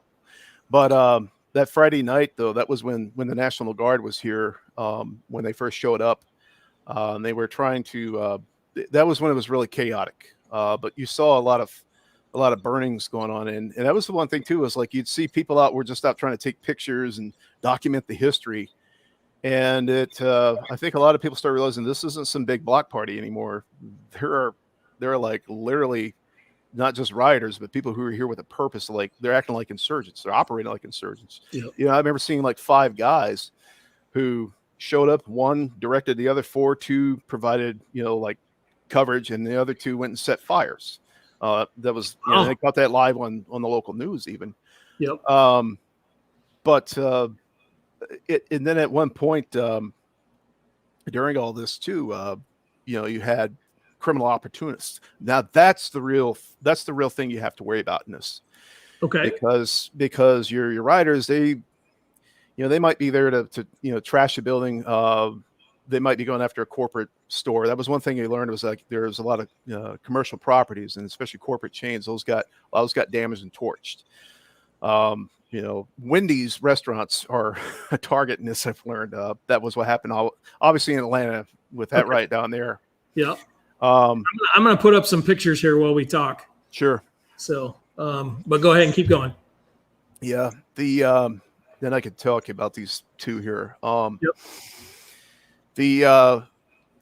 But the criminal opportunist is what, you know, I think I was most looking out for, was because during this time, you know, understand, you call 911, there's no police showing up. Somebody's breaking in your house. You are on your own to handle that, to either get out of there or defend your life and your family. Yep.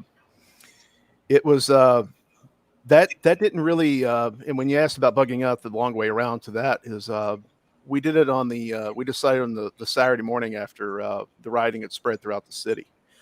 Oh, by the way, I also should point out our neighbor, St. Paul, had on Thursday during the daytime, had over in the Midway area, which is where the soccer field is at, where the Minnesota United played. That area is a big commercial shopping center area over there, and that was looted, and there were fires set and things like that. The St. Paul police kind of handles things a little bit differently. I'm not going to say one department's better or bad or worse than the other, but they just have a much different way of handling things. They know how to get things done and preserve the rights of citizens, including those that are arresting. But the criminal opportunists were what we were really concerned about. And that was when we were out. I would be out during the early evening, just kind of pulling watch in my driveway.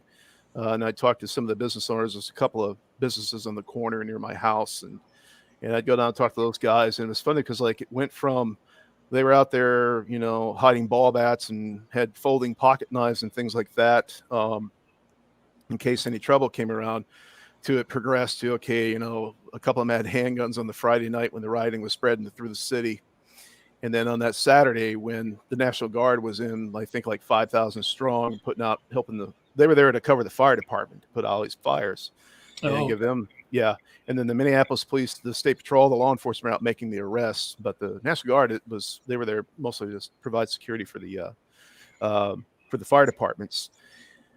But the progression of readiness that the business owners and residents had, it really evolved in a very short time.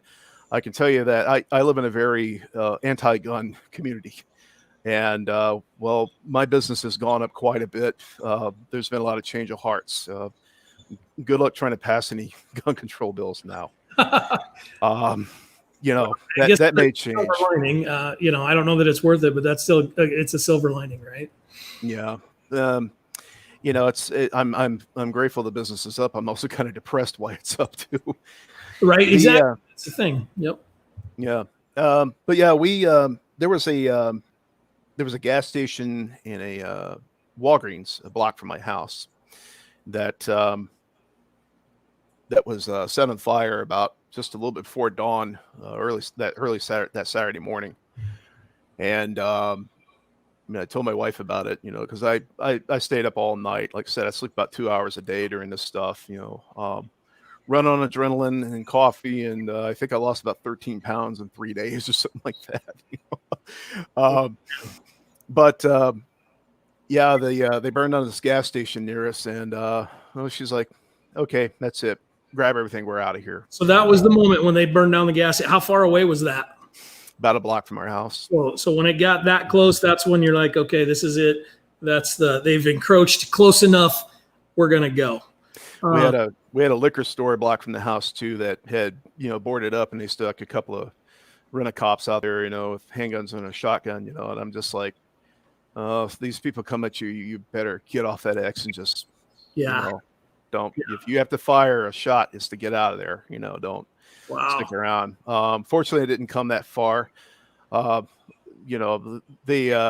some riders were going to go hit the Dairy Queen down at the park, and I had to talk to a neighbor later who was like, I grabbed my ball bat and I was going to go down there, and there was some guy out with a lacrosse stick too, and I guess they were going down there and stop the riders and the looters, and they're like stopped and looked at each other like, it's soft serve, who cares? They get insurance. Yeah, let them have their ice cream. Man. Well, cool. Yeah. They'll build a better one, its place. Yeah. It didn't get the Dairy Queen's still there, by the way, in case anybody's worried. Yeah, ice cream still there.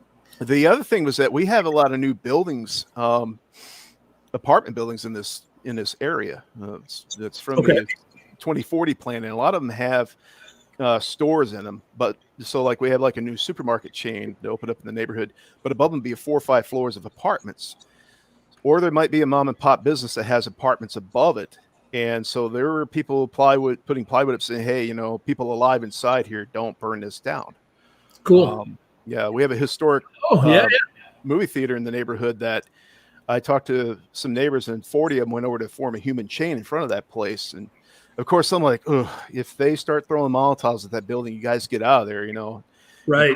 My way of thinking is like, or at least allow one of these neighbors we know who can handle a rifle, at least give you some coverage, if you're going to protect that historical structure. But otherwise, don't use your bodies like that, But unfortunately, nothing like that happened. The tough thing in all this, I will say, is that, me, I have, you've heard my bio, and it's having a lot of restraint.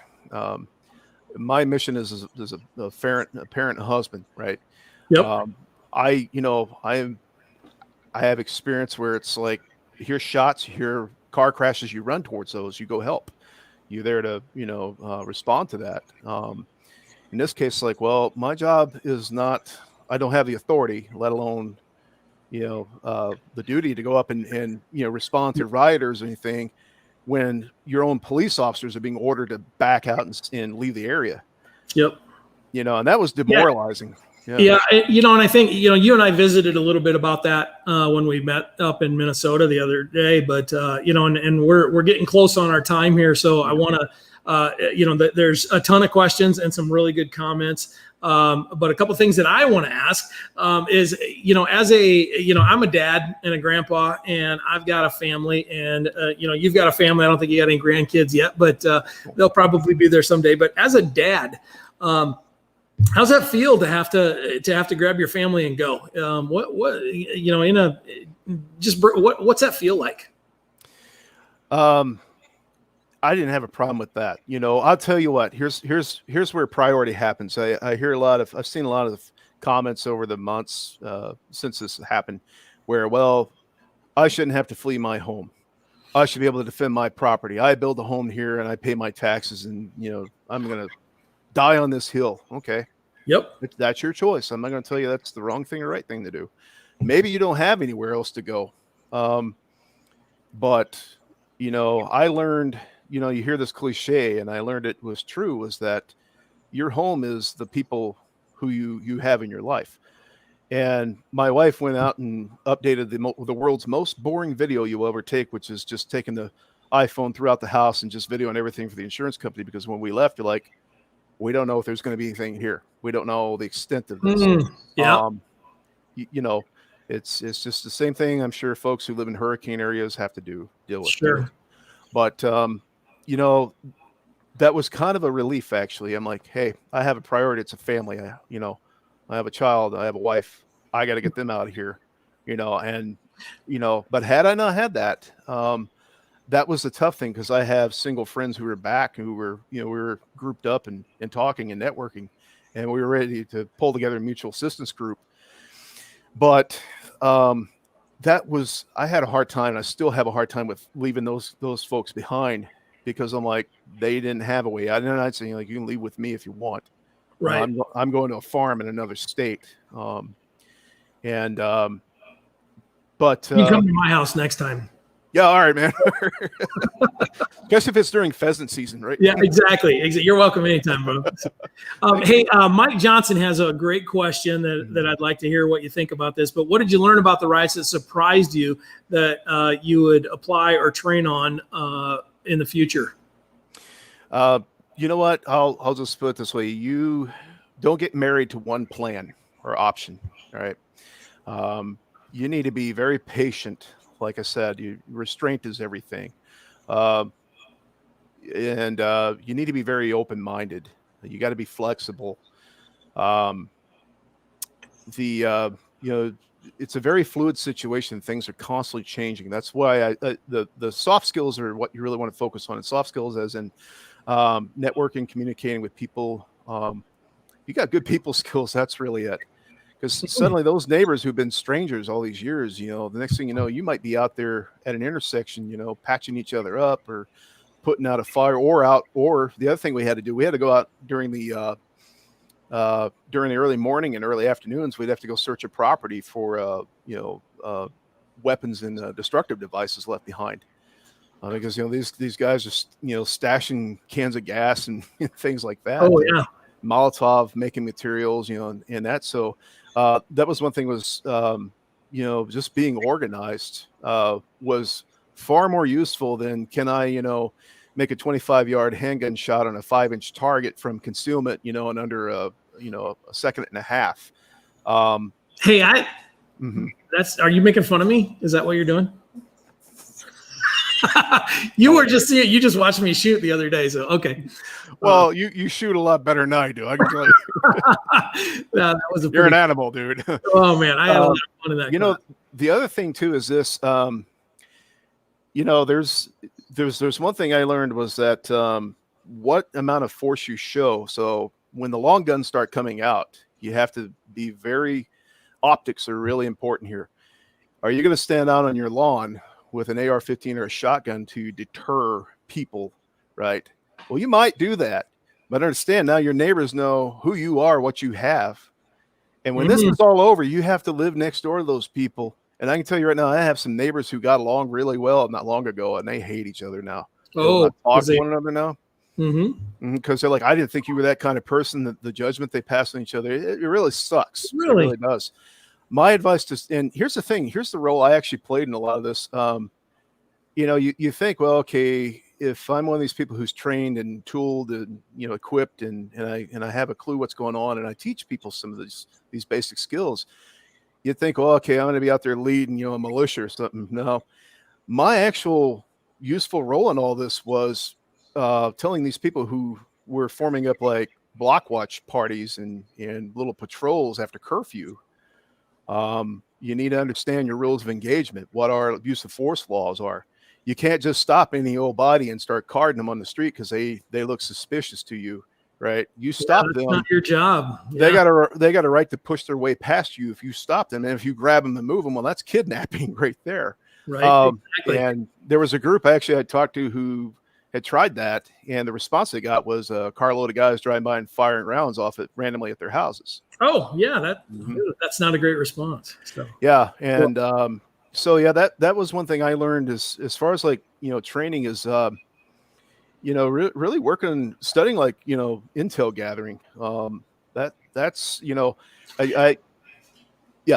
I was going to say as we're wrapping up here, one of the things that I get out of this and from our conversations before this and up in Minnesota was, really the intel side of it. I mean, you've got to be trained. You've got to know how to defend yourself. You've got to have a plan and all that, but you've also got to know when to make those decisions. And that comes from the intel that you have. And, watching the video that you took and some of that stuff that you shared with us a little bit, I'm like, man, that it had to be nerve-wracking. I'm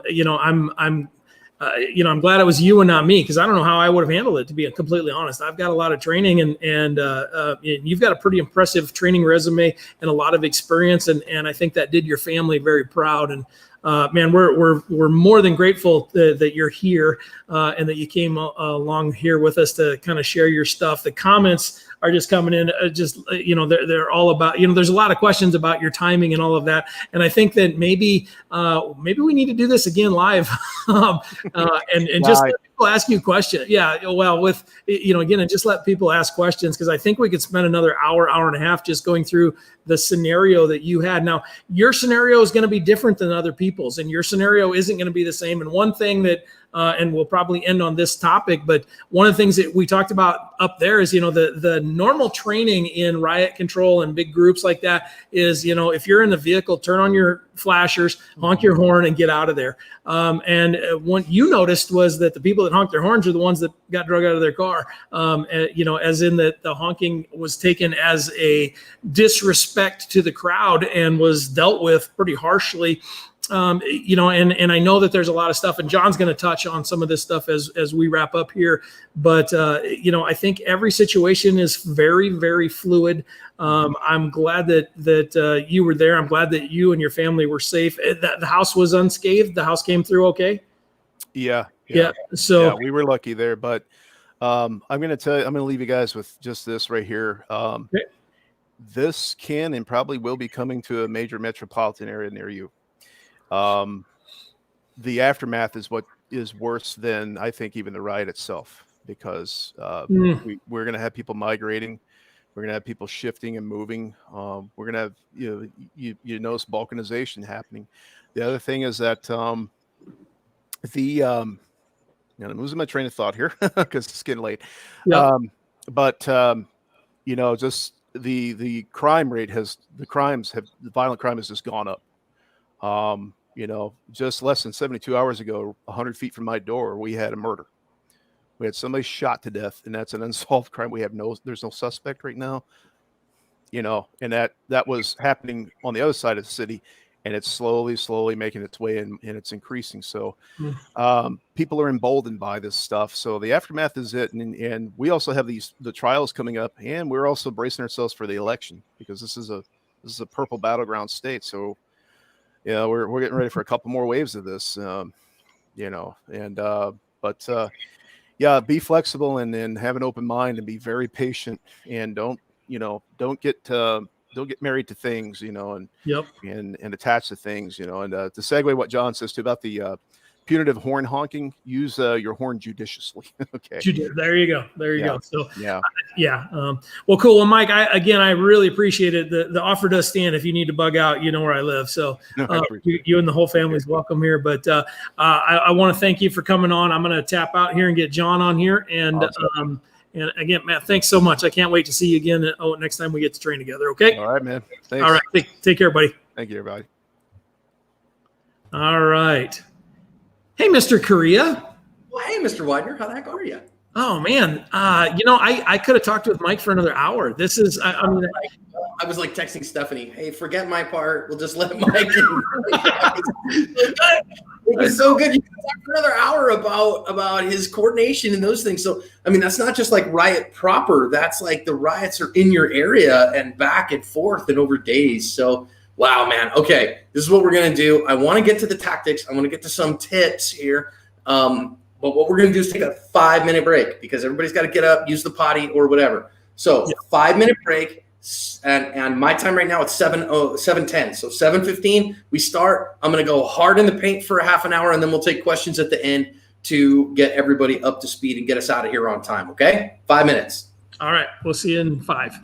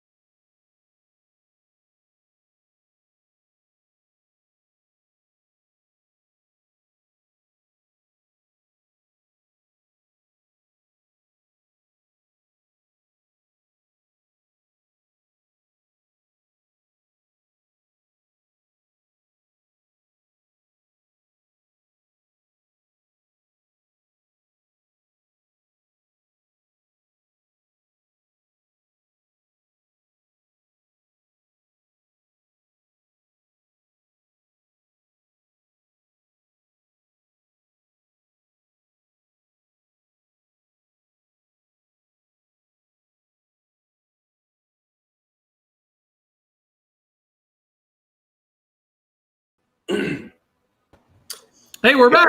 Okay, rock and roll. I had to adjust my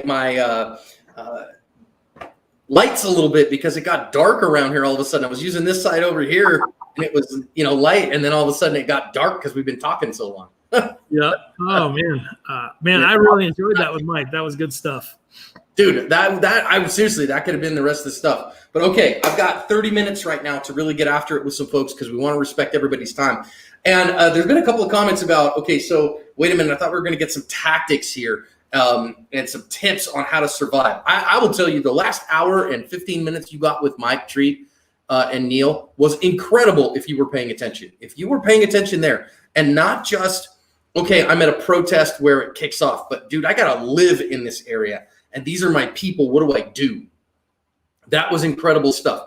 And if you didn't catch, hey, what was going through my head and how do I deal with this stuff? Things like getting to know your neighbors, things like understanding what your kind of, your optics are. If you're going to go stand out in front with an AR or something like that, pretty significant stuff. So I hope you got out of that what you kind of were supposed to get out of it was pretty incredible stuff. So I have a quick presentation for you here. And if you know me at Active Self-Protection, you know that we're going to see several instances of people having done this in the real world, some of the stuff that we've seen on the news like crazy. And I want to talk to you about some of the ways that I see people doing, honestly, stupid things that are getting them in incredibly dangerous situations. Now, it's built on the foundation that Stephanie talked about in the first hour of legal and moral self-defense, and in particular, legal and moral self-defense within a riot. Because just because there's a riot going on doesn't mean you are not going to be judged by the reasonableness of your actions. Just because other people are doing illegal things, just because other people are doing stuff that is endangering others, doesn't mean you can. And so everything that I'm going to talk to you is based on what Stephanie said for that first hour. And then, again, thinking through the experience that Mike had and how that works, man, what an incredible thing. So for those of you who don't know me, let's just go to that next slide real quick. And just to recognize a little bit about me, if you don't know who I am, I founded Active Self-Protection in 2011. Neil, you probably want to make that bigger so people can read it. I'm handgun certified by everybody. I'm a training junkie. I've got about 1,000 formal hours of firearms instruction as a student, 14 plus years of martial arts study, a second degree black belt in a derivative of Kempo known as Umas, and I'm currently a white belt in jiu-jitsu. I am both a Force Science Institute certified force science analyst and a Masada U Group certified deadly force instructor. So there's not too many of those out there in all reality. So I'm one of those. I spent 9 years teaching undergraduates and graduate students. Teaching is my core competency. I also spent 15 years in pastoral ministry. If you go on our main YouTube channel, 2,000 defensive encounters narrated and posted for education between our YouTube channel and then some older ones on Facebook. And to do this, we've analyzed 28 to 30,000 defensive encounters for patterns and principles to make my classes more evidence-based.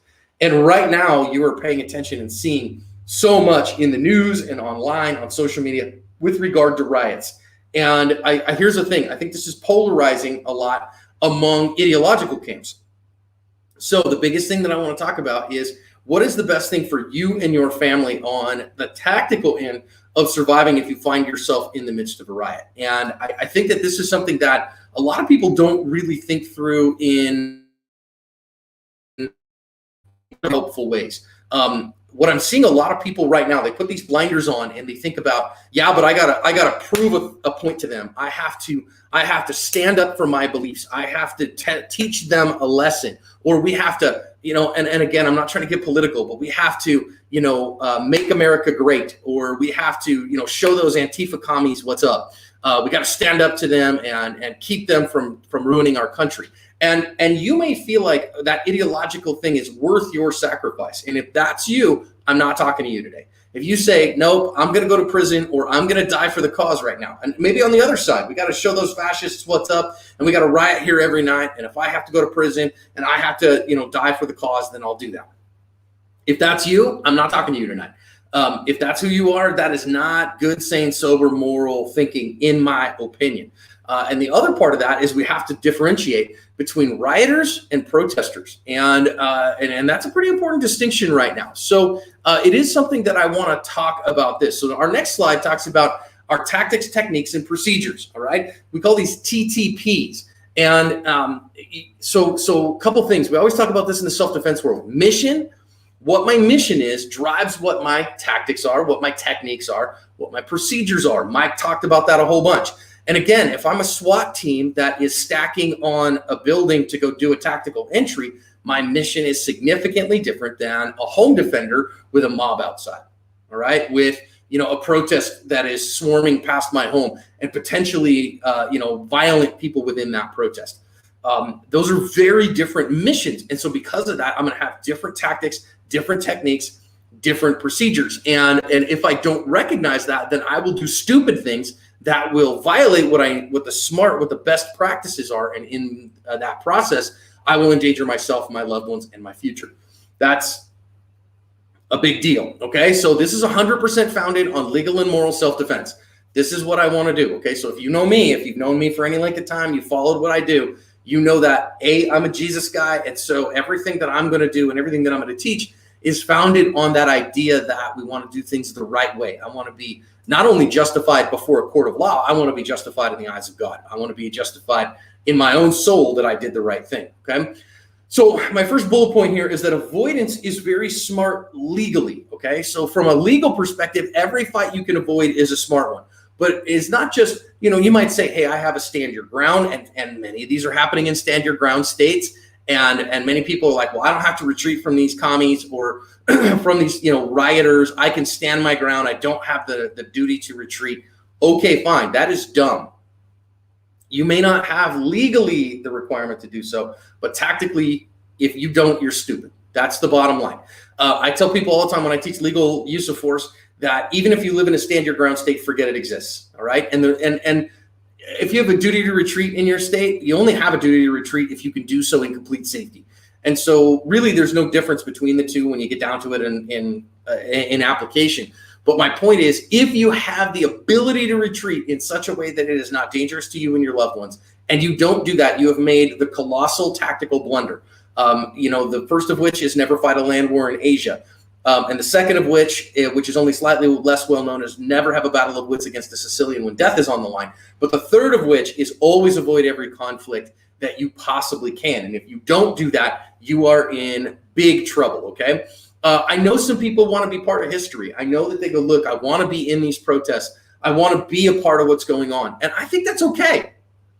I really do. I think that if you say, hey, look, I want to be a part of changing our world, I think there are historical moments, right? I have my parents were just kind of on the edge of the civil rights movement, and they got to take part in some of these things as kind of middle-aged teenagers, and doing so in a way that is smart for your family is okay, but you've got to recognize that in doing so, you got to do so in smart ways. Okay, know your Kenny Rogers, and of course, your Kenny Rogers is, when we talk about the gambler, is that you got to know when to hold them, when to fold them, when to walk away, and when to run, right? So again, dated pop culture reference, but you got to know when to do those. And if you don't know when to do those, you're going to have trouble. And there are multiple parts here. Last bit here, there are multiple parts and multiple priorities here, whether in a vehicle or on foot.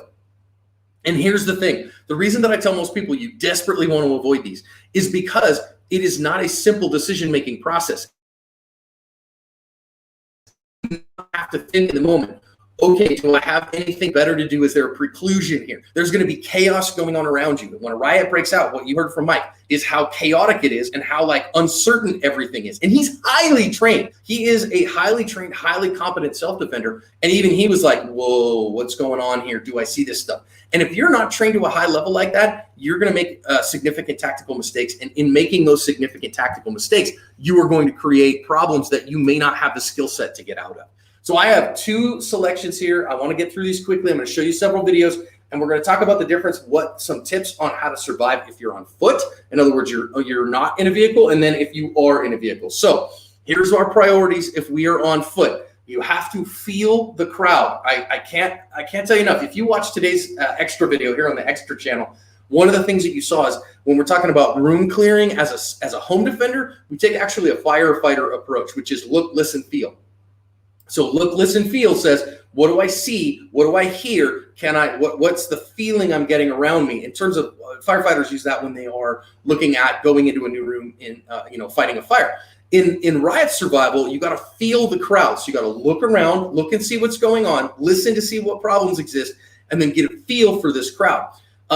I love what Masad Ayub said a couple of weeks ago about this current situation where there used to be, like, if it was a protest, it was a protest. If it was a mob, it was a mob. If it was a riot, it was a riot.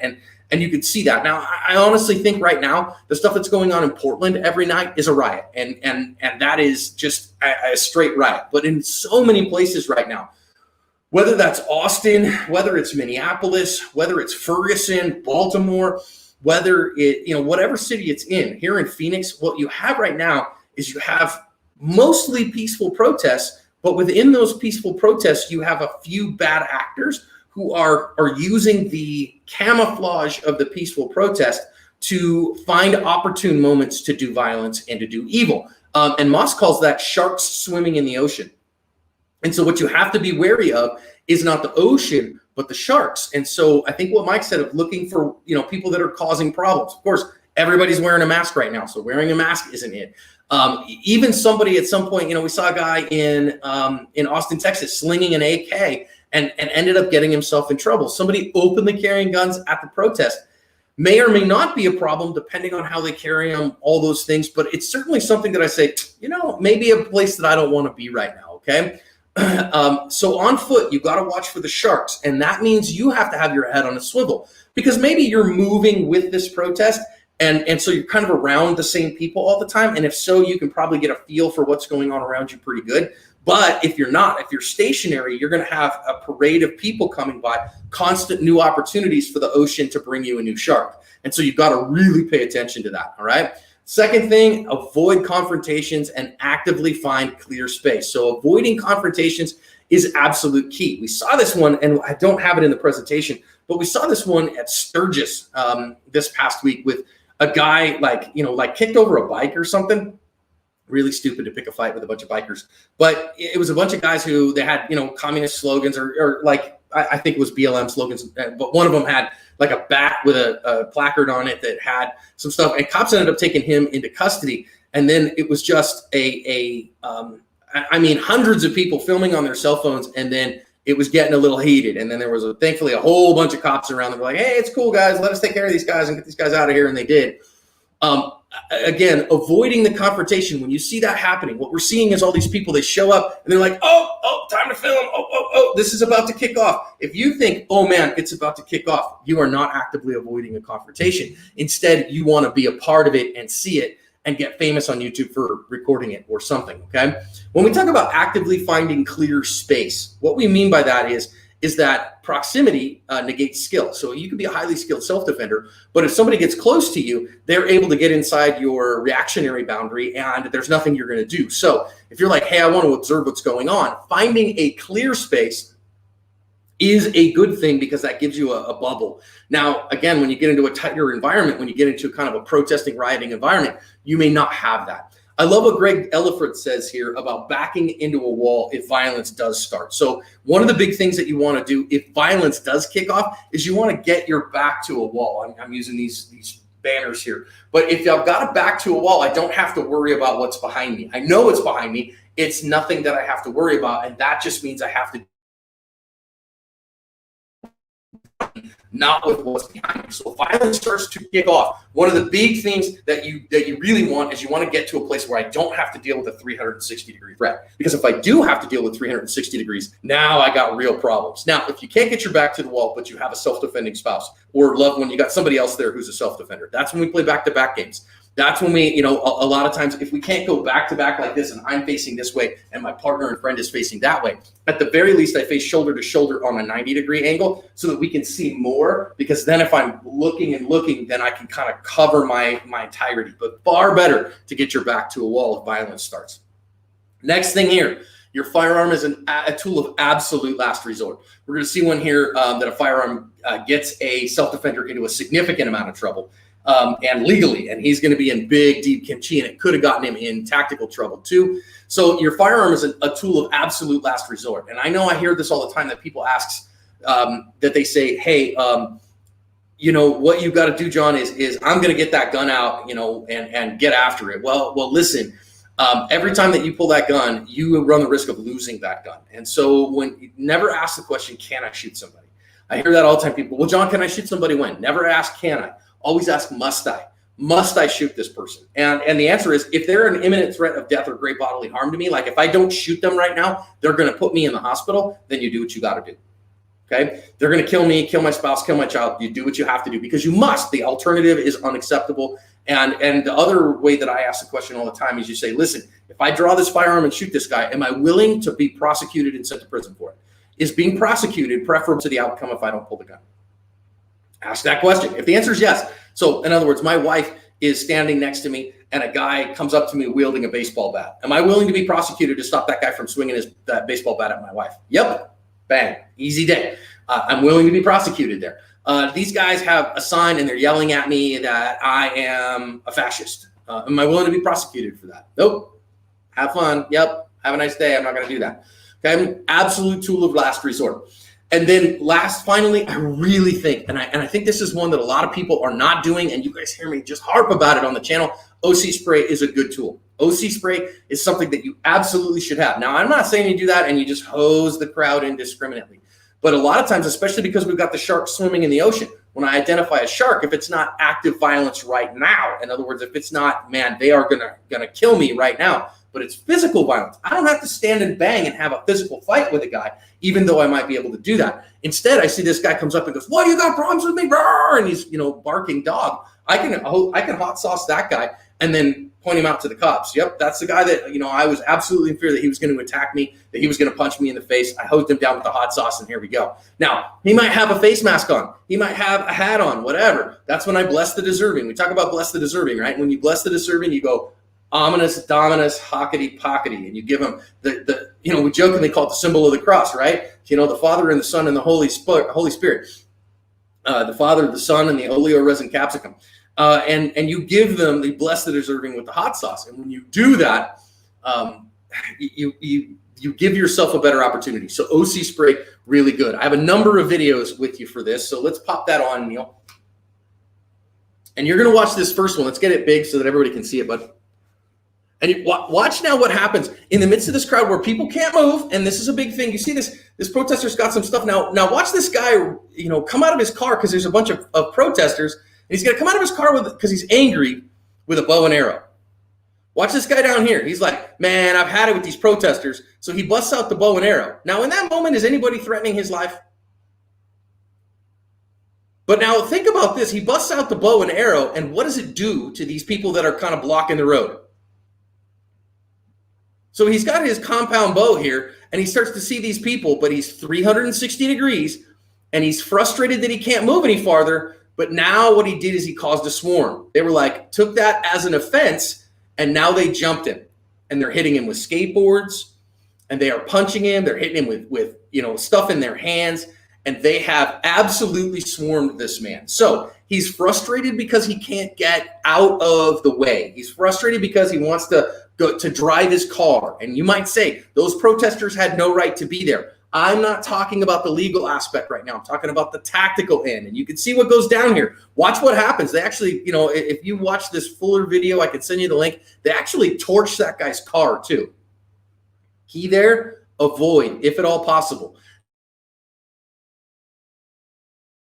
In a riot, or you're sitting, maybe not a riot, but if you are sitting in a protest and you're sitting in a light and you got stuck somewhere and you made a wrong turn and you're sitting there and they're chanting and they're blocking the road and they're like, yep, you're going to sit here. Hey, guess what? You might get to sit there for a couple of hours, and I'll roll the windows up, lock the doors, turn on the music, and sit. Plug my phone in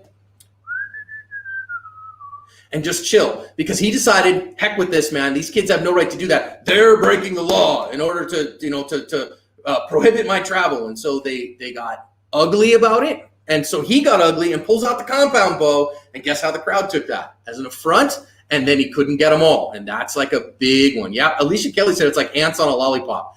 Exactly right. As soon as they felt like, nope, he's not going to get me, somebody's going to get him. And now you have a huge problem, okay? So again, just stay in your car.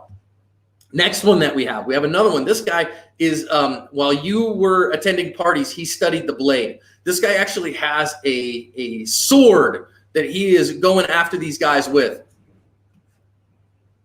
Oh, we got some wind out here. See if we can see it here. So this guy had a sword, attacked another guy. So he said, no, he was defending a store against being looted, pulls a sword out. And the response to that was the crowd deciding, nope, he needs a beating. And they are kicking the snot out of him. Now, I know somebody's going to ask, John, in this instance, am I justified to use a firearm to stop these guys from shooting this guy? The answer is yes. I mean, he's clearly seen great bodily harm here. But again, if you say, oh, wait a minute, is this smart for me to dig in and to be in this one? And they go, well, they shouldn't be looting this store, and so I'm going to defend it with my sword.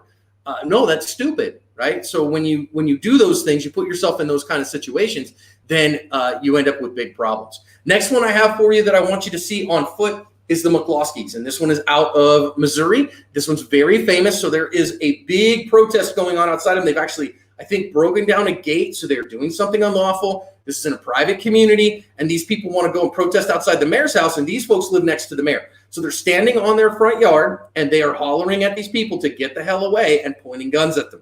Now, notice what happens here is that they are inciting the crowd. The crowd is looking and going, yeah, man, let's get these folks. Now, it worked out okay in the sense here that the crowd did not decide to go get after them. If the crowd had decided to rush them, it could have been problems because they're not going to get them all. Now, far better here. They have this big old house with a big second floor balcony. When it pulls out, you can kind of see that there's a big second floor balcony here. A better spot to be is up on that balcony. Okay, so as it goes out, it's over on the right side of the house. There's a big second floor balcony here. Or open the window in the second floor and look from out there. And again, don't have a gun in your hand. Avoiding confrontation if at all possible. Now, they did okay here with backs against the wall. But what did it buy them to go out front here, open their front door? So you could see the big gate that they had on the door. You could see her out here on her front yard, pointing guns at people, doing all that stuff. And again, what did it buy them? What did it give them when they were on foot? It simply exposed them to a whole bunch of liability. It simply exposed them to a very risky place that, again, just like the guy with the bow and arrow, if he had, again, that show of force caused them to jump him. Now, the McCloskeys, that didn't happen on that, but far smarter to avoid the confrontation, to stay inside your home, even if you've got the gun. The next thing there as well, of course, I love what Mike said earlier about think real hard about a show of force. If you feel like you need to have your AR on you, I've got a video here on the Extra channel of not just slinging the AR, but even slinging it back behind. So I've got it on my person. I can get to it in about 2.5 seconds to get it on target. So if I had this kind of stuff, maybe having that gun behind me on the sling would keep that from escalating that quickly and saying, hey, I want you guys to stay off the property. Let's do that. The other part of this is, remember how I talked about OC? Maybe better here to have a big fogger OC, one of those big foggers, and again, have it near the front door or something like that. So I think just pulling guns and stuff like that, terrible idea. I'm going to show you one that I think is absolutely the worst idea. It came out of Portland, not out of the current riots, but out of an older one. Now, this is a right-wing blogger. He is kind of front and center right by the pole there, and he is going to have one guy kind of come towards him. And as he has that guy come towards him who is angry at him, he is going to draw a firearm. You see everybody start moving around because he gets upset and he draws a gun. He's got a Glock 26 on him, and he draws it and starts pointing it at a bunch of people. When they go, hey, man, that guy walked away, he puts the gun away and then is going to stand here, and they're going to say, hey, man, get out of here. If you go watch the original, and I see that guy right there, he's pointing at him going, hey, man, put your gun away. What are you doing?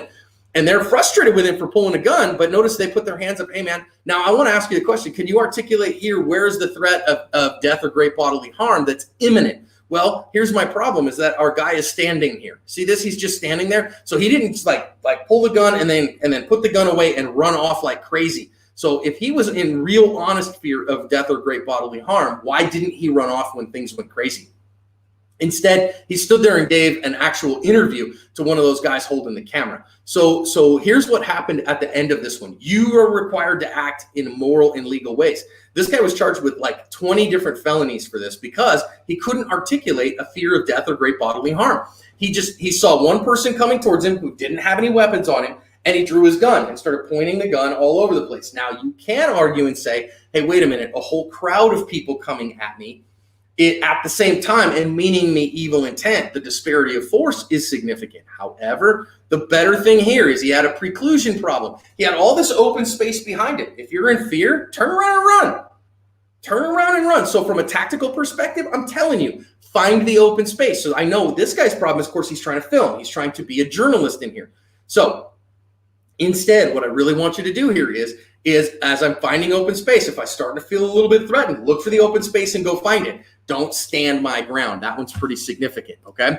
We do have one other one here that I really want to show you, and it's a group of guys who are counter-protesters. So there is a nightly protest, and these guys are counter-protesters. They're, I think, Trump supporters, and they're counter-protesting, and the protesters are frustrated with them and angry about it. They're using these strobe lights, and now they're spitting on him, so that's bad. You see he's got a bat. Watch him here. He's actually going to assault him with the bat and tap him with it, and the other guy pushes him to the ground. Now, what is their better thing here? They're just kind of moseying about. The best thing to do here, run like hell. Make them keep up with you and run like hell and get out of there. Now, you might say, hey, I'm not doing anything wrong. I'm just going to walk away normally. Nope, run like hell out of this. Get out of the way of this. And again, to my way of thinking, the counter-protesting was a bad idea. Now, you notice here, he's going to get in here and throw a punch or two, and it almost escalated that into a huge problem. You also see these folks here using strobe lights to disorient and those kinds of things, something that you're going to see when you go to protest. Now, I ask you, do you want to be involved in any of this?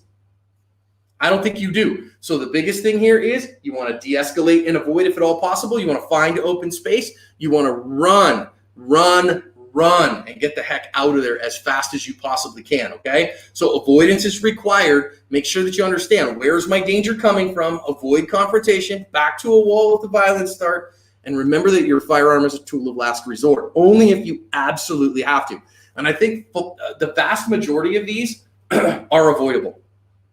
And the way that we avoid them is staying out of the place to begin with. If I have a problem, finding a place that I can defend that is barricadable is a good thing. And if I can't find a place to barricade, in other words, it's not an inside spot, or I can find a second floor or something, or God forbid they start, breaking out the Molotov cocktails or something, then and only then do I engage with deadly force. Okay, and having a tool on you. I always carry an OC spray. If I am not at home, OC spray on my person all the time. And even the little ones made by Palm, these little tiny units have about 20 sprays in them. And the chances of me needing to spray these little half-second sprays is, somebody here, and do that more than 20 times before I've cleared a space to get me and my loved ones out of there, very, very small. All right, let's talk about a vehicle. There's a little bit of difference in a vehicle here, and we got to really pay attention to vehicle problems. Number one, mobility is your key. The biggest thing your vehicle has, your car has, is mobility. But again, your firearm is a tool of last resort only when the vehicle is about to be breached or when you have no other options. Always recognize this. My firearm is a tool of last resort. Say it with me louder for the people in the back. My firearm is a tool of last resort. I have no other options. I must use it to defend my life. I have no other options. That's the only time. Now, let's talk about your vehicle. Your bumper is at the very least ordinary physical force, but usually it'll be considered deadly force. Now, if you are moving slowly, you might be able to consider it ordinary force. I've seen people moving 3-5 miles an hour, bump, bump, bump, get out of my way. This is starting to scare me, whatever. I'm at risk, and starting to bump with it, that could be seen as ordinary force, but recognize that's going to make the crowd mad. We're going to see that in a minute. I see some people, they bring pepper grenades and they keep pepper grenades in their car, and they're like, hey, I'll just pop this pepper grenade. But the problem with the pepper grenade is it's very difficult to deploy. Either you have to roll your window down, which puts you at risk, or you got to pop your moonroof, and then it's going to be in a general geographic area. It's going to be a very limited area. It could open you up some space in front of you, maybe, but it might not. So it's generally difficult to deploy. Again, avoidance is key. Now, here's another big thing. Curbs and traffic lights are suggestions. Okay. If you have any worry that, gosh, this place that I must go through, that I've avoided every bit that I can, but I can't avoid otherwise, if you have a car that has horsepower and ground clearance, that's your best bet. Now, I say that as a guy that drives a Mustang GT that doesn't have ground clearance. It does have horsepower, but not ground clearance. Even so, a car today will get up over a regular curb, no problem. So recognize that if you have to escape with your vehicle, a curb is just a suggestion. And if you bump a tire, even if you taco a wheel out of it, it's okay. You want to get the heck out of there, okay? Curbs and traffic lights are a suggestion. Now, I'm going to talk to you just a little bit about the fact that the protesters have rights as well, and avoiding the problem is the absolute key. So the first video that I have for you in this particular vein with the vehicle is actually during a protest in Minneapolis that was due to the Ferguson stuff. Now you see this guy coming, and actually a couple of the protesters drew guns on him because they said they were worried about the guy running over some kids because they had a protest that was going on under this bridge. He very smartly backed up and went around them.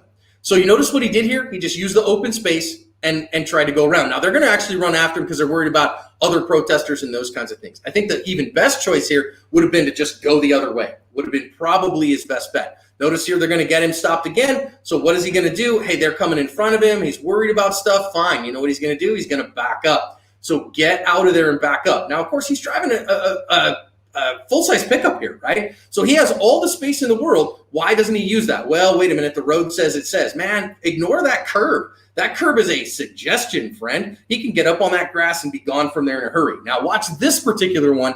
As it gets a little crazier, as things keep going, these guys are burning rubber.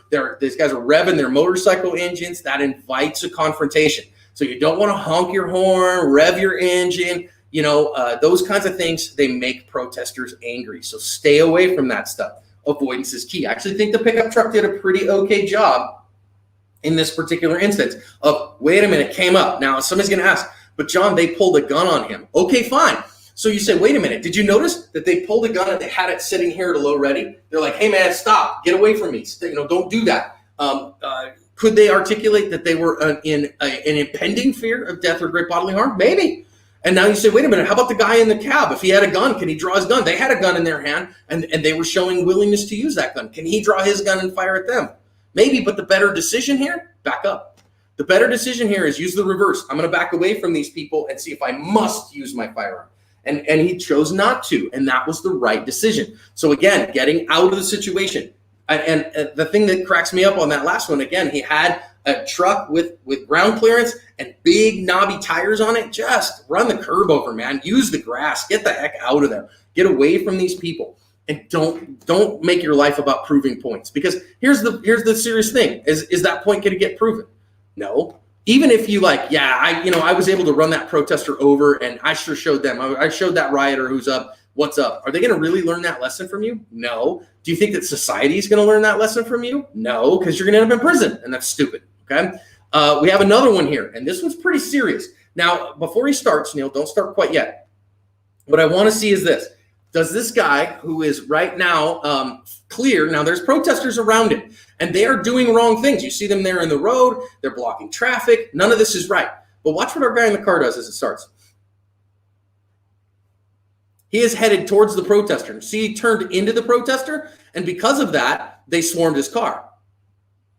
So you see that, how he was on the guy's car, and he got the guy off, but then turned into him in order to punish him. Do you see how that changed everything? And now the riot's coming after him. So the guy's on his car. He did an okay job there and then turned into the guy. Bad idea. So the biggest thing that I learned here is that if a guy's on your car and you have the ability to go forward, go forward. Absolutely use your car. And then again, when he gets off your car, don't turn into him. You're not trying to punish him. You're trying to get away. Get away. That's your biggest thing here, is you're trying to get away. So when you're in your car, windows are always up, doors are always locked, moonroof is always closed. Those are absolute sacrosanct. Do not allow the vehicle to be breached. And little openings in the window, they can get their fingers in there, bust the window out. Now you got no coverage, okay? And then instead,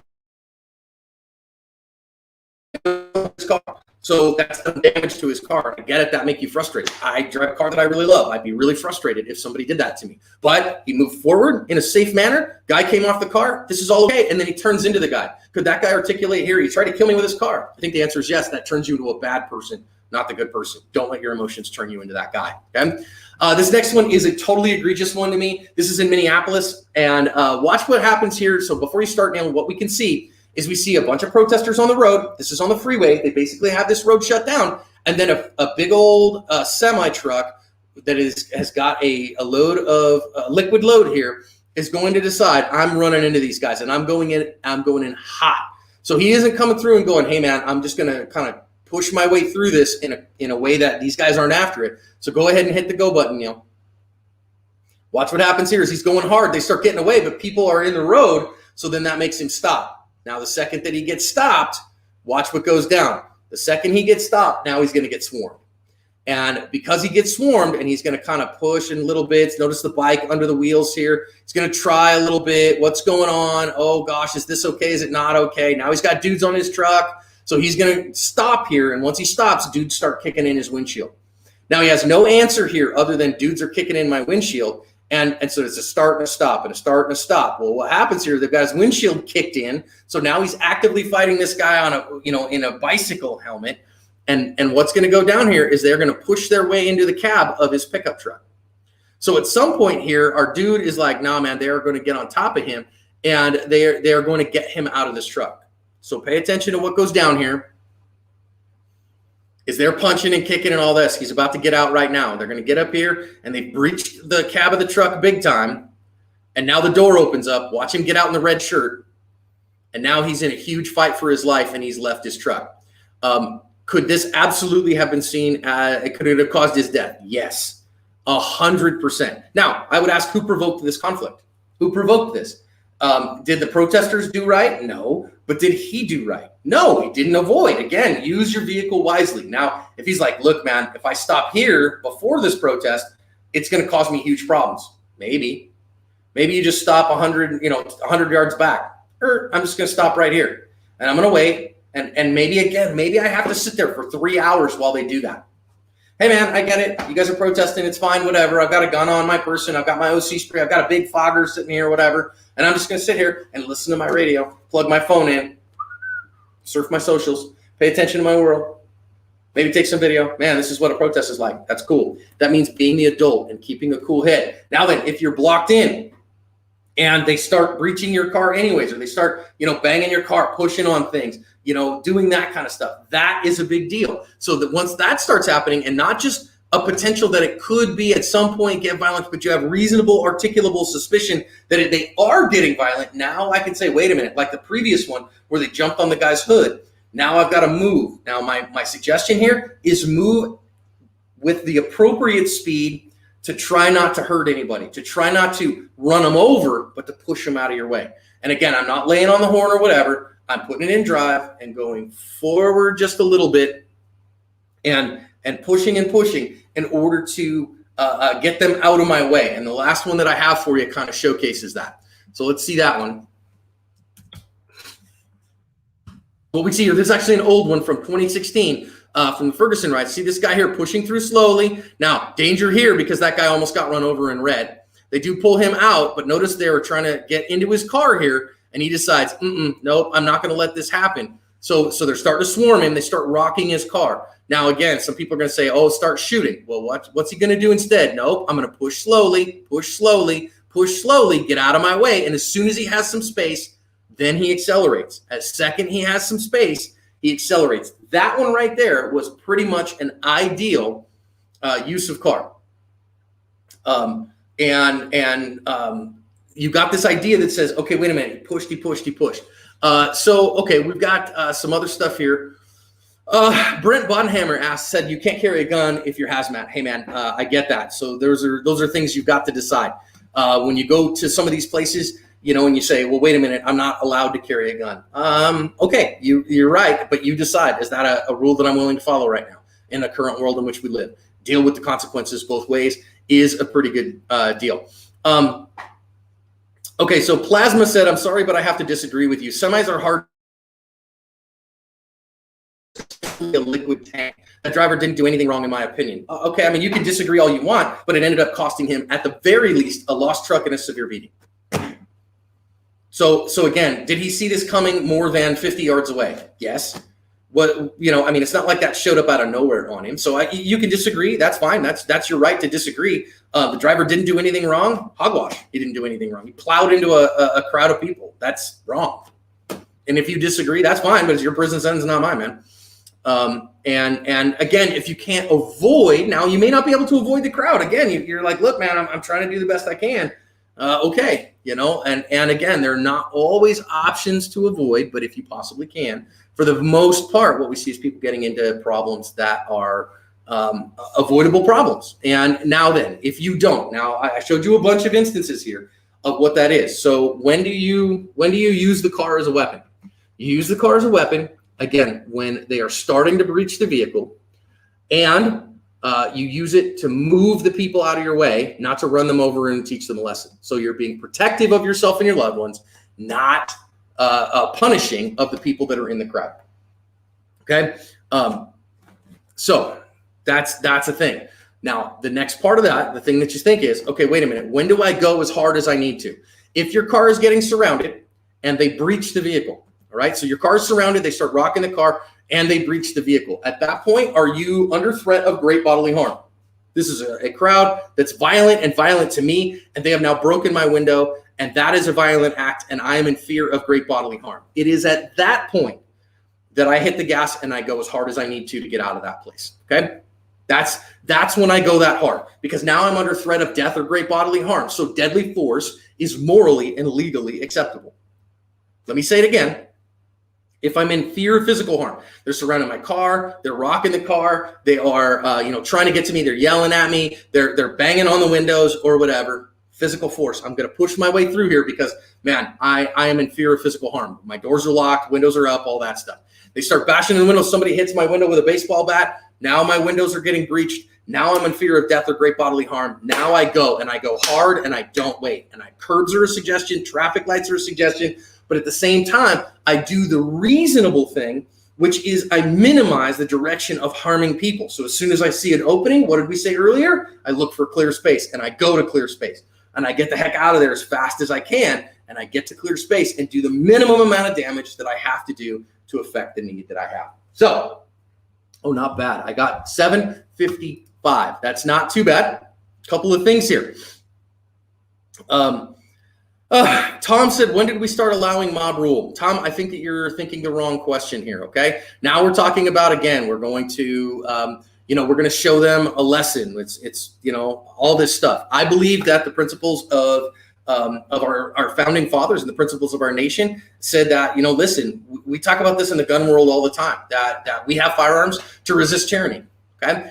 And at its ultimate level, that might include violence. That might include shutting down the government. That might include shutting down cities. We might have to do that. Now, we might say, yeah, but not them. They're the wrong ideas. They're the wrong answers. But freedom for me means freedom for thee. And so that's a pretty big deal.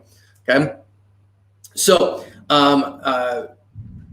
so Chris Osmond had one true that was a big deal. The size of that crowd, common sense should have kicked in and said, get out. Preach, brother, preach.